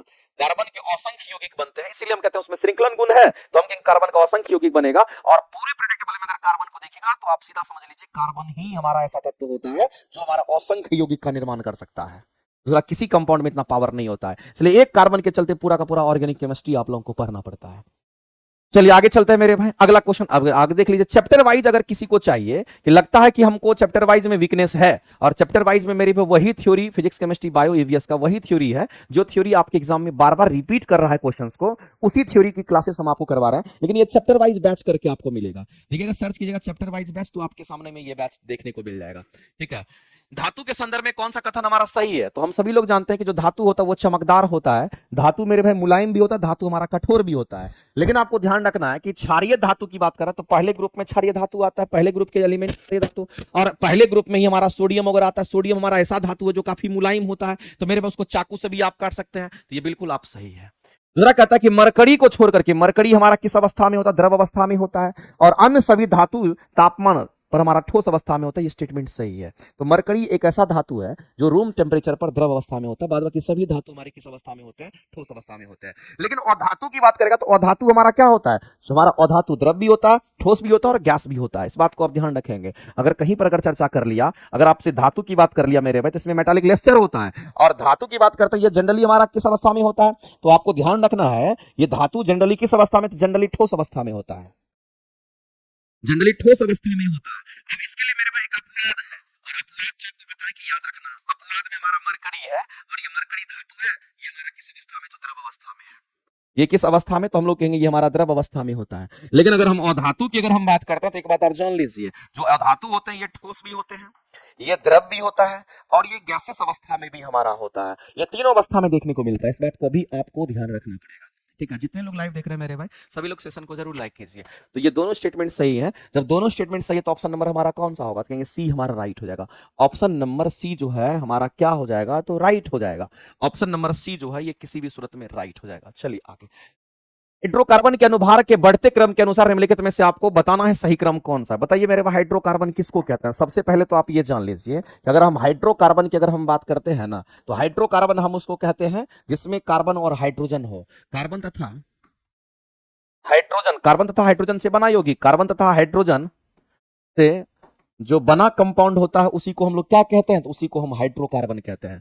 तो कार्बन तथा हाइड्रोजन से बना यौगिक को हम लोग हाइड्रोकार्बन कहते हैं। लेकिन हाइड्रोकार्बन जो हमारा होता है वो दो प्रकार का होता है, चलो जान लो। अगर हाइड्रोकार्बन की हम बात करते हैं ये कितने प्रकार का होता है, तो आप जान लीजिए हाइड्रोकार्बन दो प्रकार का हमारा होता है। एक हमारा कैसा होगा, तो एक सैचुरेटेड हाइड्रोकार्बन हमारा होता है, चलो बता देते हैं थोड़ा सा, ये सैचुरेटेड हमारा हाइड्रोकार्बन होगा। और दूसरा जो हमारा होगा वो कैसा होगा, तो अनसैचुरेटेड हाइड्रोकार्बन होता है। अगर सैचुरेटेड बोलेंगे अनसैचुरेटेड बोलेंगे उसका मतलब समझ में आना चाहिए आपको, उतने भी बेवकूफ आप नहीं है। अनसैचुरेटेड कहने का मतलब है इसमें आपका क्या होगा, तो इसमें हमारा कार्बन कार्बन के बीच में डबल बॉन्ड होगा, और कार्बन कार्बन के बीच में हमारा क्या होगा कि यहां पर ट्रिपल बॉन्ड भी होगा। तो एक अल्कीन होगा दूसरा अल्काइन होगा। लेकिन सैचुरेटेड बोल दिया इसका मतलब कार्बन कार्बन के बीच में हमेशा सिंगल बॉन्ड ही होगा। अब मामला यह है कि अगर कभी भी सिंगल बॉन्ड दिख गया तो उसको संतृप्त हाइड्रोकार्बन कहेंगे, डबल बॉन्ड दिखेगा या ट्रिपल बॉन्ड दिखेगा, यह अनसंतृप्त हमारा हाइड्रोकार्बन कहलाता है। हाइड्रोकार्बन दो प्रकार का होता है। अब हम लोग को समझता है यहां पर जो भी हाइड्रोकार्बन हमारे दे रखे हैं उसके बढ़ते हुए अनुभार में सजाना है। तो मेरे भाई मीथेन की बात करते हैं, उस मीथेन के बाद क्या होगा, इथेन होगा, इथेन के बाद क्या होगा, प्रोपेन होगा, प्रोपेन के बाद क्या होगा, ब्यूटेन होगा। इसका मतलब यही हमारा फॉलो कर रहा है। मीथेन में अगर देखेंगे तो एक कार्बन और हमारा 4 हाइड्रोजन। इथेन में अगर देखेंगे तो C2 हमारा कितना हो जाएगा, तो कहेंगे C2 हमारा H6 हमारा हो जाएगा। अगर प्रोपेन में देखेंगे तो कितना होगा, तो एक एक कार्बन बढ़ रहा है तो हमारा C3 हो जाएगा, और यहां पर हमारा कितना, C3H2 होगा। और इसमें कितना, तो हम कहेंगे 4 को कार्बन हो जाएगा, 2 हाइड्रोजन की बढ़ोतरी हो जाएगी, और मेरे भाई हमारा कितना, तो कहेंगे C4H10 हो जाएगा। तो मीथेन इथेन प्रोपेन ब्यूटेन में आप देख रहे हैं कि कार्बन हाइड्रोजन बढ़ रहा है, और जब कार्बन हाइड्रोजन बढ़ रहा है तो जाहिर सी बात है एक कार्बन 2 हाइड्रोजन बढ़ रहा है। इसका मतलब कहीं ना कहीं मेरे भाई कि कार्बन हाइड्रोजन अगर बढ़ रहा है इसका मतलब कहीं ना उसका अनुभार भी बढ़ रहा है। तो आप यहाँ पर बढ़ते हुए क्रम में आप ऑर्डर में आपका ये होगा, पहले प्रोपेन हो गया गिलकल, पहले ब्यूटेन हो गया, बिल्कुल गलत है। तो सीधा हमारा ये होगा मीथेन के बाद इथेन, इथेन के बाद प्रोपेन, प्रोपेन के बाद ब्यूटेन, ये हमारा होता है। अगला क्वेश्चन हमारा कहता है कि बताइए कि इनमें से कौन सा स्टेटमेंट हमारा सही है। ये सही स्टेटमेंट को ढूंढना है। कहता है कि ज्वरहारी, जिसको कहते हैं ज्वरहारी, कहने का मतलब क्या समझ रहे हो? ज्वरहारी कहने का मतलब होता है कि अगर किसी को बुखार लग गया, दवाई देते हैं तो बुखार टूट जाता है, उसको ज्वरहारी कह रहे हैं। और एंटीपायरेटिक दवाई उसी में इस्तेमाल होता है। और अधिक ज्वर के शरीर के ताप को कम करने के लिए हमारा एंटीपायरेटिक दवाई यूज होता है। ये बिल्कुल सही स्टेटमेंट है, इस बात को ध्यान रखना। ठीक है, अगला है एनाल्जीन और फिनासिटिन और पैरासिटामोल। मेरे भाई फिनासिटिन और पैरासिटामोल जो हमारा होता है, ये हमारा ज्वरहारी हमारा होता है। ये कैसा होगा कि ये हमारा ज्वरहारी तो हमारा होता है, लेकिन एनाल्जीन जो हमारा होता है ये ज्वरहारी हमारा नहीं है। एनाल्जीन हमारा पेन किलर होता है। ये हमारा कैसा होगा कि ये हमारा दर्द निवारक दवाई होता है। ये कैसा होगा तो ये हमारा कंप्लीट रूप से दर्द निवारक होता है, इस बात को ध्यान रखना। पेन किलर के रूप में हमारा ये इस्तेमाल होता है। ये किसके रूप में? तो पेन किलर की बात करते हैं, ये पेन किलर के रूप में इस्तेमाल होता है। तो यहां पर कह रहा है कि ये तीनों जो है, ये तीनों समान ज्वरहारी है। ये क्या तीनों हमारा बुखार को कम कर रहा है? ये दोनों तो बुखार को कम कर रहा है, लेकिन ये बुखार को कम नहीं कर रहा है, इसका मतलब ये आप काट देंगे। अगला कहता है पैरासिटामोल और एस्प्रिन की बात करते हैं। तो पैरासिटामोल मेरे भाई ज्वरहारी है, एस्प्रिन हमारा दर्द निवारक दवाई है। इसका मतलब ज्वरहारी और पीराहारी, इसका मतलब मेरे भाई आपका दर्द भी को भी खत्म करेगा और ज्वरहारी भी। इसका मतलब ये स्टेटमेंट आपका सही है। क्रमशः नहीं लिखा जिसका मतलब लगातार नहीं समझेंगे। तो एस्प्रिन क्या करता है? दर्द निवारक दवाई है। और पैरासिटामोल क्या करेगा? तो आपके बुखार को कम करता है। इसका मतलब ये दोनों स्टेटमेंट आपके सही है, ये और ये सही है। जब ये दोनों सही है तो आप कहेंगे पहला तीसरा सही, तो ऑप्शन नंबर सी के साथ आप जाइए। आगे चलते हैं। अगला कहता है केनेजारो प्रतिक्रिया जो नहीं दिखलाता हमारा किसमें, इसको हम अभी रहने देते हैं। केनेजारो रिएक्शंस बताने के लिए मेरे पे थोड़ा टाइम लगेगा, लेकिन इधर का क्वेश्चन हम लोग तब तक कर लेते हैं। जल में साबुन सॉल के कोलाइड जो होते हैं हमारे कैसे होते हैं? तो मेरे पे जल में साबुन सॉल के कोलाइड के जो कण होते हैं वो हमारे कैसे होते हैं, वो आपसे पूछा गया है। तो कोलाइड के जो कण होंगे हमारे कैसे होते हैं? नेगेटिवली चार्ज होता है। ये कैसा होगा मेरे भाई? तो ये हमारा नेगेटिवली चार्ज होता है, ये ऐसा होगा। और आप जानते हैं कि जब साबुन पानी के साथ घुलता है तो मिसेल का नाम आपने सुना होगा। और मिसेल की अगर हम बात करते हैं, और इस पर क्वेश्चंस आपके बारे में आपको देखने को मिला होगा। अगर हम मिसेल की बात करें, इसको हिंदी में मिसेल पढ़ते हैं, तो ये मिसेल कहां देखने को मिलता है? तो मिसेल आपको देखने के लिए वहां मिलता है जहां पर साबुन और पानी का क्या बनता है? तो कहेंगे घोल बनता है, वहां पर देखने को मिलता है। जब साबुन और पानी का घोल बनता है तो वहां पर आपको देखने को मिलता है। तो साबुन प्लस में पानी को जब हम लोग घोलते हैं तो मिसेल बनता है। और ऐसी केस में मेरे जो मिसेल है ना, ये कॉम्प्लेक्स स्ट्रक्चर होता है। और ये किस शेप में होता है? इसकी आकृति कैसी होती है? तो मिसेल की आकृति भी क्वेश्चन में पूछता है, याद रखना ये स्फेरिकल होता है। ये कैसा होगा? तो कहेंगे ये हमारा स्फेरिकल आकृति का होता है। एक्चुअली में जब आप इसकी आकृति को देखना चाहेंगे, इसका टेल इधर होगा, हेड इधर होगा। टेल इधर होगा तो हेड इधर होगा। सबका मेरे भाई हेड बाहर की तरफ होगा और टेल किधर होगा? तो कहेंगे टेल हमारा अंदर की तरफ होता है। ऐसे हमारा गुच्छा जैसा हमारा बना हुआ रहता है, ऐसे गुच्छा जैसा हमारा बना हुआ रहता है। और ये कंप्लीट रूप से स्फेरिकल हमारा होता है, इस बात को ध्यान रखेंगे। ये कंप्लीट रूप से कैसा होगा? कहेंगे हमारा स्फेरिकल होता है। ये कंप्लीट रूप से कैसा? कहेंगे स्फेरिकल हमारा होता है, इस बात को आप ध्यान रखेंगे। ऐसा हमारा होता है। अब इसमें क्या होगा? तो ये जो हमारा बाहर वाला जो हमारा होता है, अगर हम कहेंगे मिसेल जो हमारा बनता है, जो बाहर वाला हमारा होता है वो कैसा होगा? तो बाहर में हम कहते हैं कि हमारा हमारा यहाँ पर कैसा? कहेंगे इस पर प्लस आवेश होता है, इस पर माइनस होता है। यहाँ प्लस, यहाँ प्लस, यहाँ प्लस, जिसका भी हेड है सब पर प्लस। जिस पर भी हेड है उस पर क्या होगा? तो प्लस होगा। जिस पर भी हेड होगा वो प्लस हमारा होता है। और बीच में मेरे भाई यहीं पर गंदगी हमारा बीच में ही रह जाता है। तो और अगर ये प्लस है तो यहाँ माइनस, यहाँ माइनस, यहाँ माइनस, यहाँ माइनस, यहाँ माइनस, यहाँ माइनस, यहाँ माइनस हमारा होता है। और इसी संरचना को हम लोग क्या कहते हैं? मिसेल कहते हैं। तो आपको ध्यान रखना है कि जो कोलाइड हमारे होते हैं वो तो हमारे कोलाइड क्या होंगे? तो जो कोलाइड हमारे होंगे वो हमारा नीचे में यहाँ पर हमारा जमा हो जाता है, ये कोलाइड हमारा होता है जो गंदगी के साथ हमारा होता है। मेरे भाई कोलाइड कहने का मतलब यहाँ पर जो गंदगी है ये गंदगी रह जाता है, ये गंदगी की हम बात कर रहे हैं। और यही गंदगी को यहाँ पर किस रूप में देख रहे हैं? तो हम लोग कोलाइड के रूप में रख रहे हैं। तो गंदगी पर कोलाइड पर कैसा आवेश है? तो कहेंगे इस पर नेगेटिवली चार्ज है। ये कैसा होता है? कहेंगे हमारा नेगेटिवली चार्ज होता है। इसीलिए मेरे भाई आपसे बोला गया कि कोलाइड के जो कण होंगे वो कैसे होंगे? तो ऋण आवेशित होंगे। यानी इस क्वेश्चन के जो आंसर होंगे वो ऑप्शन नंबर आपका कौन सा हो जाएगा? तो ये करेक्ट हो जाएगा। आगे चलते हैं। HgSO4 की उपस्थिति में जब एसिटिलीन, एसिटिलीन का नाम आपने सुना होगा मेरे भी। एसिटिलीन हमारा एक प्रकार का क्या होता है? गैस भी होता है। और एसिटिलीन गैस से हम लोग क्या करा कि तनु से गुजारते हैं तो कौन सा यौगिक हमारा बनता है? तो एक चीज आप ध्यान रखिएगा, ये हमारा क्या? तो यहाँ पर एसिटिलीन की हम बात करते हैं। और एसिटिलीन हमारा किसके प्रेजेंस में कह रहा है मेरे भाई? तो एसिटिलीन हमारा इसकी उपस्थिति में कह रहा है, यानी कि मरकरी सल्फाइड HgSO4 के प्रेजेंस में कह रहा है। और मेरे भाई यहाँ पर क्या मिलाना है? जिसमें तनु H2SO4 का यहां पर ऐड करना है। तो ऐसे केस में हमें क्या मिलता है? तो यही एसिटिलीन हमारा एसिटल्डिहाइड बन जाता है। यही क्या बन जाएगा? कि हमारा एसिटल्डिहाइड की हम बात करते हैं, एसिटल्डिहाइड, यही एसिटल्डिहाइड हमारा बन जाता है। और एसिटल्डिहाइड का जो केमिकल फॉर्मूला हमारा होगा वो क्या होगा? CH3CHO होता है। CH3CHO हमारा होता है। मेरे भाई इस क्वेश्चन को आप इतना ही रिएक्शन को आप याद रखिएगा, एसिटिलीन से एसिटिल्डिहाइड हमारा तभी बनता है जब किसके प्रेजेंस में, तो हम लोग सीधा कहेंगे मर्क्यूरिक सल्फेट के प्रेजेंस में, और के तनु सल्फ्यूरिक एसिड से जब पास कराते हैं तो कौन सा यौगिक बनता है, तो एसिटिल्डिहाइड बनता है। तो अल्डिहाइड ग्रुप कौन सा था, CHO जिसमें लगा उसको अल्डिहाइड ग्रुप कहेंगे, तो यही होगा। ये तो हमारा नहीं होगा, तो ये तो हमारा कीटोन का है, तो ये नहीं होगा। ये मेरे भाई ये किसका ग्रुप है, तो कहेंगे ये कीटोन का, तो ये नहीं होगा। ये किसका ग्रुप है, तो कहेंगे ये देख करके पता चल रहा है कि सर ये एल्डिहाइड है, ये एल्डिहाइड हमारा है। ये किसका है, तो मेरे भाई देख करके OH ग्रुप लगा हुआ, इसका मतलब ये एल्कोहल दे रखा है। तो इसके आंसर अगर करेंगे तो आप ऑप्शन नंबर सी के साथ आप जाएंगे। चलिए आगे थोड़ा सा और फास्ट कह रहा है कि समान ताप और दाब पर सभी गैस के जो समान आयतन के अणुओं की संख्या जो होती है वो समान होती है, ये बोला गया है। तो मेरे भाई एवोगाड्रोज लॉ आप पढ़े होंगे, एवोगाड्रोज लॉ आप पढ़े होंगे, नहीं पढ़े होंगे ऐसा बात ही नहीं है। अगर एवोगाड्रोज लॉ की अगर हम बात करते हैं, एवोगाड्रोज लॉ जो हमारा होता है इसमें हम लोग कहते हैं एट एसटीपी पर, standard temperature pressure at STP पर जो वॉल्यूम हमारा होता है वो समानुपाती नंबर ऑफ मोल्स का होता है। तो यहां पर समान आयतनों में अणुओं की संख्या समान है, समान आयतन में अणुओं की संख्या समान है, समान आयतन में अणुओं की संख्या समान है एट एसटीपी पर, यह एवोगाड्रोज का नियम हमारा कहता है। और एवोगाड्रोज का नियम हमारा यहां पर क्या कहता है, तो यही रिलेशन हम लोग को ध्यान रखना है। जीवाणु के संदर्भ में आपको कौन सा स्टेटमेंट गलत है वो बताना है, किसके संदर्भ में, तो जीवाणु के संदर्भ में आपको कौन सा स्टेटमेंट सही नहीं है। मेरे पे इस बात को ध्यान रखना है, स्ट्रेप्टोमाइसिन, टेट्रासाइक्लिन और एथ्रियोमाइसिन जैसे प्रतिजैविक का निर्माण हम लोग नहीं करते हैं। एक बात याद रखना मेरे भाई, ये स्टेटमेंट जो हमारा दे रखा है ना, ये हमारा स्टेटमेंट जीवाणु के कौन सा स्टेटमेंट सही नहीं है बोला गया, ये गलत दे रखा है। प्रतिजैविक मतलब एंटीबायोटिक का निर्माण नहीं करता है। और मेरे पे हम सभी लोग जानते हैं कि ये जो हम लोग को दे रखा है ये सब जीवाणु के द्वारा ही बनता है। ये सब किसके द्वारा बनता है, तो ये सब जीवाणु के द्वारा ही हमारा एंटीबायोटिक बनता है। ये सब एंटीबायोटिक है। और ये एंटीबायोटिक किससे, तो कहेंगे ये एंटीबायोटिक हमारा, ध्यान रखना, ये जो एंटीबायोटिक हमारा ये किससे बनता है, तो ये एंटीबायोटिक जीवाणु द्वारा ही बनता है हमारा, जीवाणु द्वारा ही बनता है। ये एंटीबायोटिक जीवाणु द्वारा बनता है, इस बात को ध्यान रखना। तो ये जीवाणु द्वारा बनता है, यहां कह रहा कि निर्माण नहीं करता है, जो कि मेरे भाई गलत था। तो यही आंसर हमारा, ये तो हमारा सही है। नाइट्रोजन स्थिरीकरण में कृषि हेतु मृदा की फर्टिलिटी बढ़ता है, ये बिल्कुल सही बात है। नाइट्रोजन फिक्सेशन हमारा करता है तो हम कहते हैं मिट्टी की फर्टिलिटी बढ़ जाती है मिट्टू। अगला, यह दही एवं योगार्ट का निर्माण से लेकर के सिरके का भी निर्माण करता है, कौन, तो मेरे भाई जीवाणु पर फोकस करना है। और नाइट्रोजन स्थिरीकरण करने में जो जीवाणु हमारा भाग लेता है वो कौन लेता है, आपको पता होगा मेरे भाई, राइजोबियम बैक्टीरिया का नाम आपने सुना होगा, राइजोबियम बैक्टीरिया का नाम आपसे सुना होगा, नाइट्रोजोबियम बैक्टीरिया, नॉस्टॉक, ये सब हमारा होता है। तो राइजोबियम बैक्टीरिया का नाम आपने सुना होगा। ये सब राइजोबियम बैक्टीरिया क्या करता है, मिट्टी की फर्टिलिटी को बढ़ा देता है। तो ये भी जीवाणु तो है। यहां भी मेरे भाई दही में भी हमारा लैक्टिक एसिड, इसमें भी जीवाणु हमारा होता है, लैक्टोजेनिक हमारा जीवाणु होता है, लैक्टोजेनिक बैक्टीरिया होता है। तो ये भी हमारा इसमें काम करता है, इसका मतलब ये स्टेटमेंट सही है।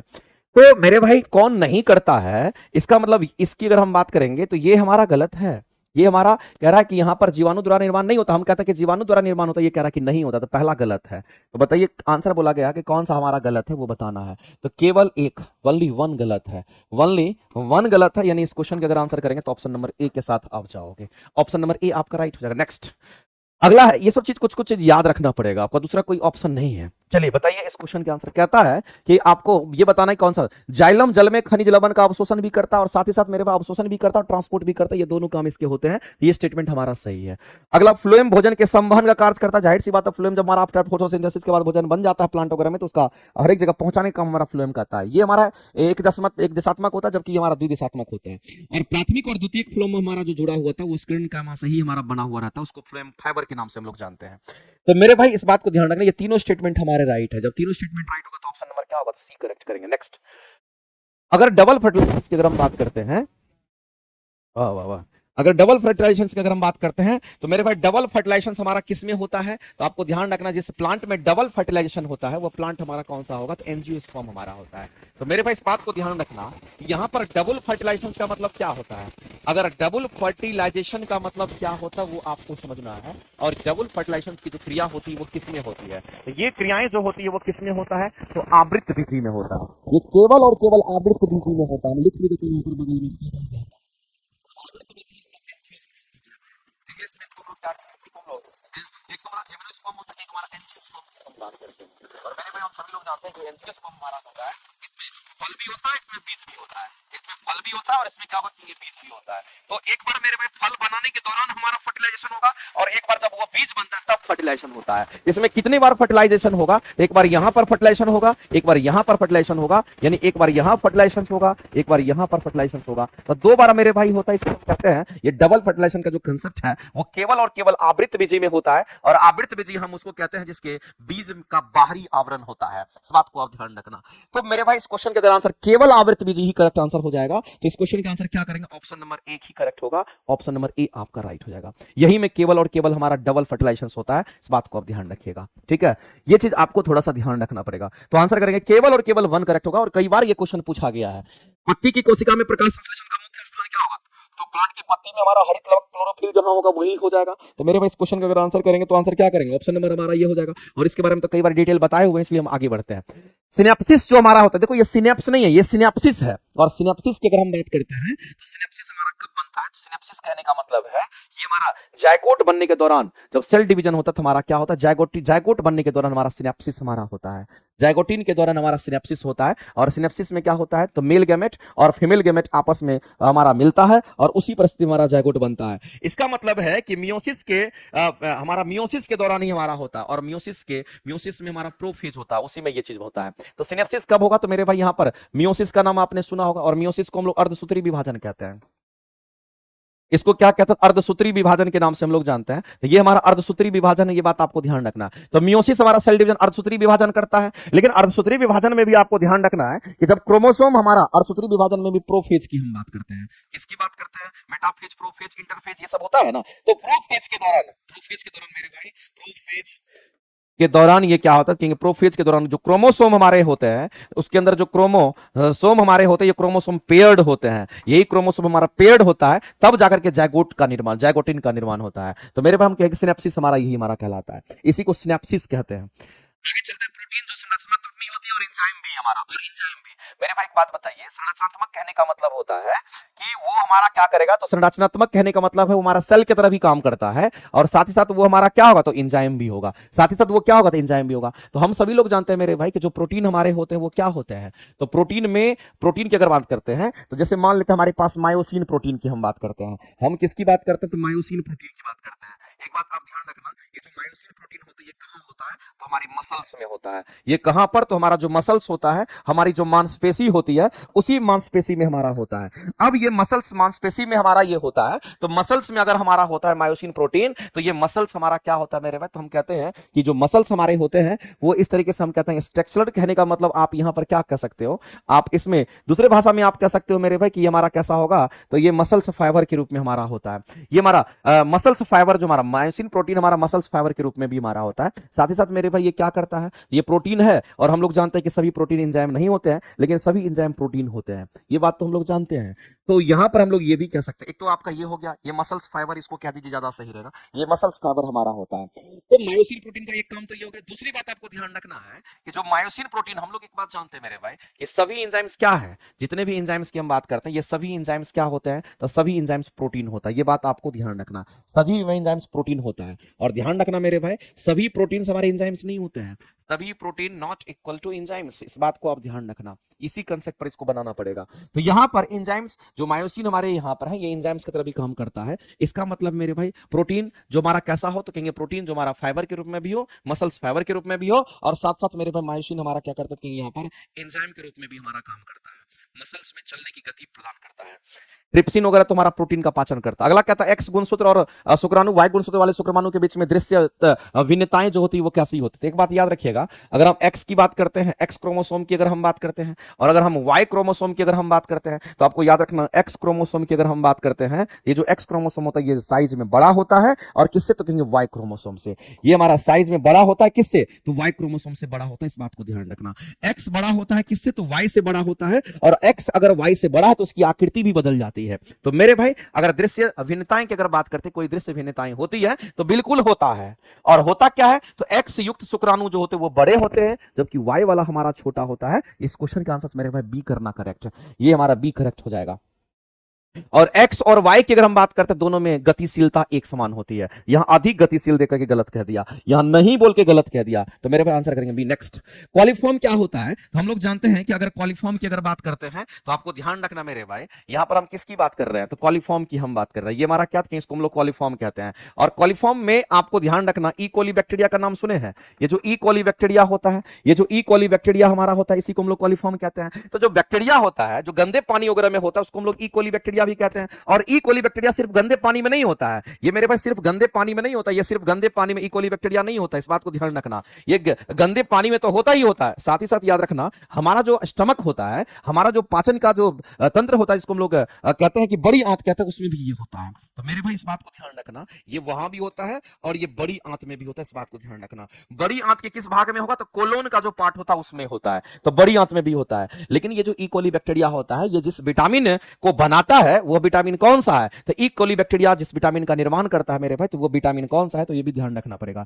ई कोली बैक्टीरिया ये विटामिन का निर्माण करता है, ये क्या करता है, तो कहेंगे हमारा विटामिन का, ये विटामिन का निर्माण करता है, ये बात आपको ध्यान रखना है। ये किस विटामिन का निर्माण करता है, तो मेरे भाई याद रखना, ये विटामिन बी1 की अगर हम बात कर लेते हैं, या फिर विटामिन बी1 की बात कर लीजिए, या फिर हम विटामिन यहां पर कहेंगे बी2 की बात कर लीजिए, या फिर मेरे भाई यहां पर हम विटामिन किसकी बात करते हैं, बी12 की बात कर लीजिए, या फिर हम लोग कहेंगे जो विटामिन हमारा यहां पर है के की बात कर लीजिए। तो मेरे भाई खास करके विटामिन बी और विटामिन के का जो निर्माण करता है वो ई कोली बैक्टीरिया करता है, इस बात को भी आप ध्यान रखेंगे। तो यहां पर आपसे कोलिफॉर्म क्या होता है, तो कहेंगे हमारे पाचन नाल की बात करते हैं, जो हमारी जो हमारा यहां पर स्मॉल नहीं, हमारा जो लार्ज इंटेस्टाइन होता है उसी के नाल में उपस्थित एक बैक्टीरिया है, जो हमारा क्या करता है, कहेंगे यहां पर हम कहेंगे यही बैक्टीरिया की हम बात कर रहे हैं, जिसको ई कोली बैक्टीरिया के नाम से हम लोग जानते हैं। यानी इस क्वेश्चन का अगर आंसर करेंगे तो ऑप्शन नंबर हमारा क्या होगा, तो सी करेक्ट हो जाएगा, ये हमारा ये करेक्ट हो जाएगा। अगला हम लोग चलते हैं नेक्स्ट मेरे भाई, मंजिल बैच आप देखते होंगे मैथ्स के लिए यहां पर किनका है, तो ये आपका कौशलेंद्र सर के द्वारा है। लेकिन ये बैच किसके लिए है, ये बैच मेरे भाई एकेडमिक के लिए है। जो बच्चे 11 12 की तैयारी करते होंगे, जिसको 12th पास करना है, उनके लिए ये बैच है। एकेडमिक सेशन समझते हैं ना, उसके लिए है। 9 10 11 12 जो लोग करते हैं उनके लिए, अगर किसी को रिकमेंड करना है तो 12th के लिए आप बैच का रिकमेंडेशन कर सकते हैं। अगला क्वेश्चन है कि न्यूरोफाइसोसिस जो होता है से मुक्त होने वाले हार्मोन्स को होते हैं। सबसे पहला चीज तो न्यूरोफाइसोसिस जो हमारा होता है, ये हम लोग पोस्टीरियर पिट्यूटरी ग्लैंड्स को कहते हैं। ये किसको कहते हैं, तो मेरे भाई पोस्टीरियर पिट्यूटरी ग्लैंड्स को ही कहा जाता है। ये किसको कहते हैं, जो पोस्टीरियर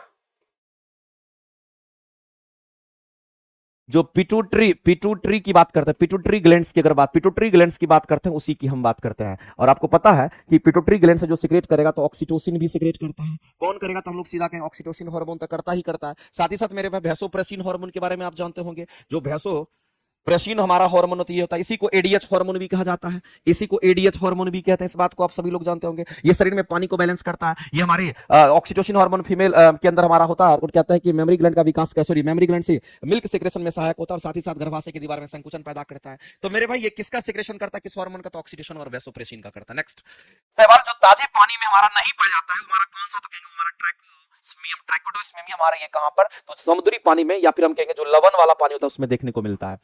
विटामिन जो स्टेरॉइड होते हैं, कौन सा विटामिन को स्टेरॉइड विटामिन कहते हैं, कौन सा विटामिन स्टेरॉइड होता है, तो विटामिन डी को हम लोग स्टेरॉइड विटामिन कहते हैं। और एक बात आप जान लीजिए मेरे भाई कि विटामिन डी को हम लोग हार्मोन विटामिन के नाम से भी जानते हैं। नोट करके लिख लेना, जो विटामिन डी है इसी विटामिन डी को क्या कहते हैं, तो विटामिन डी को हार्मोन विटामिन के नाम से भी जानते हैं। ये हमारा हार्मोन विटामिन भी है, इस बात को याद रखना। ये विटामिन डी को हार्मोन विटामिन भी कहते हैं, इसलिए स्टेरॉइड हार्मोन होता है। और स्टेरॉइड हार्मोन होता है मेरे भाई, हम सभी लोग जानते हैं। ये स्टेरॉइड हमारा क्या कहते हैं, ये स्टेरॉइड हमारा यहाँ पर, ये स्टेरॉइड हमारा हार्मोन होता है। स्टेरॉइड हमारा हार्मोन होता है, और स्टेरॉइड हार्मोन को हम लोग सेक्स हार्मोन के नाम से जानते हैं। स्टेरॉइड हार्मोन को हम लोग किसके नाम से जानते हैं, सेक्स हार्मोन के नाम से जानते हैं। लेकिन जो स्टेरॉइड हमारे हार्मोन होंगे, तो मेरे भाई हमने क्या बोला, विटामिन डी को हम लोग हार्मोन विटामिन भी कहते हैं। इसका मतलब कहीं ना कहीं स्टेरॉइड हार्मोन की बात कर रहा है, इसका मतलब हार्मोन विटामिन हमारा डी ही होता है।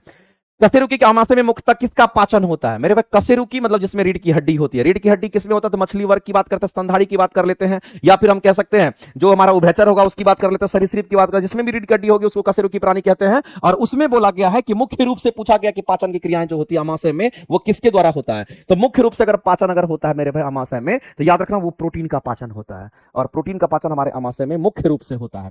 शरीर में उपस्थित समन्वय तंत्र जो हमारा होता है वो किसके किसके बीच में होता है, तो एक तो नर्वस सिस्टम हमारा जो क्या करता है, कहेंगे हमारा जो इलेक्ट्रिकल सिग्नल होता है उसको भेजता है, और अंतःस्रावी ग्रंथि होता है जिससे हार्मोन्स बाहर निकलता है। तो आप देखिएगा मेरे में जब किसी को कोई फीलिंग्स वगैरह आता है तो वही इलेक्ट्रिकल इंपल्स, और जाहिर सी बात है यहां पर हम कहेंगे जो हार्मोन्स निकलते हैं उसी कारण ऐसा होता है, अट्रैक्शन या रिपल्शन ऐसा होता है। इस बात को ध्यान रखेंगे। तो शरीर में उपस्थित समन्वय का जो तंत्र हमारा पैदा करता है वो दोनों मिलकर करता है, और इसीलिए कहते हैं किसी के अंदर प्यार की जो भावनाएं पैदा होती है वो इन्हीं दोनों के समन्वय के कारण हमारा होता है। क्योंकि ये अंतःस्रावी ग्रंथि है तो ये हमारा किसका, तो कहेंगे ये हमारा हार्मोन्स को रिलीज करेगा, और ये तंत्रिका तंत्र क्या करता है, तो ये हमारा इलेक्ट्रिकल इंपल्स वहां तक भेजता है, तब जाकर के सिक्रेट करता है। तो इन दोनों के कॉम्बिनेशन से ही हमारा वो होता है, शरीर में समन्वय बनता है। इस बात को ध्यान रखना। और इसके बाद संरक्षा संस्था जो हमारा है ये किसके लिए है, तो एड्स शोध और नियंत्रण परियोजना के लिए हमारा बेंगलुरु में स्थित है। याद रख लीजिएगा, कहानी सिंपल है।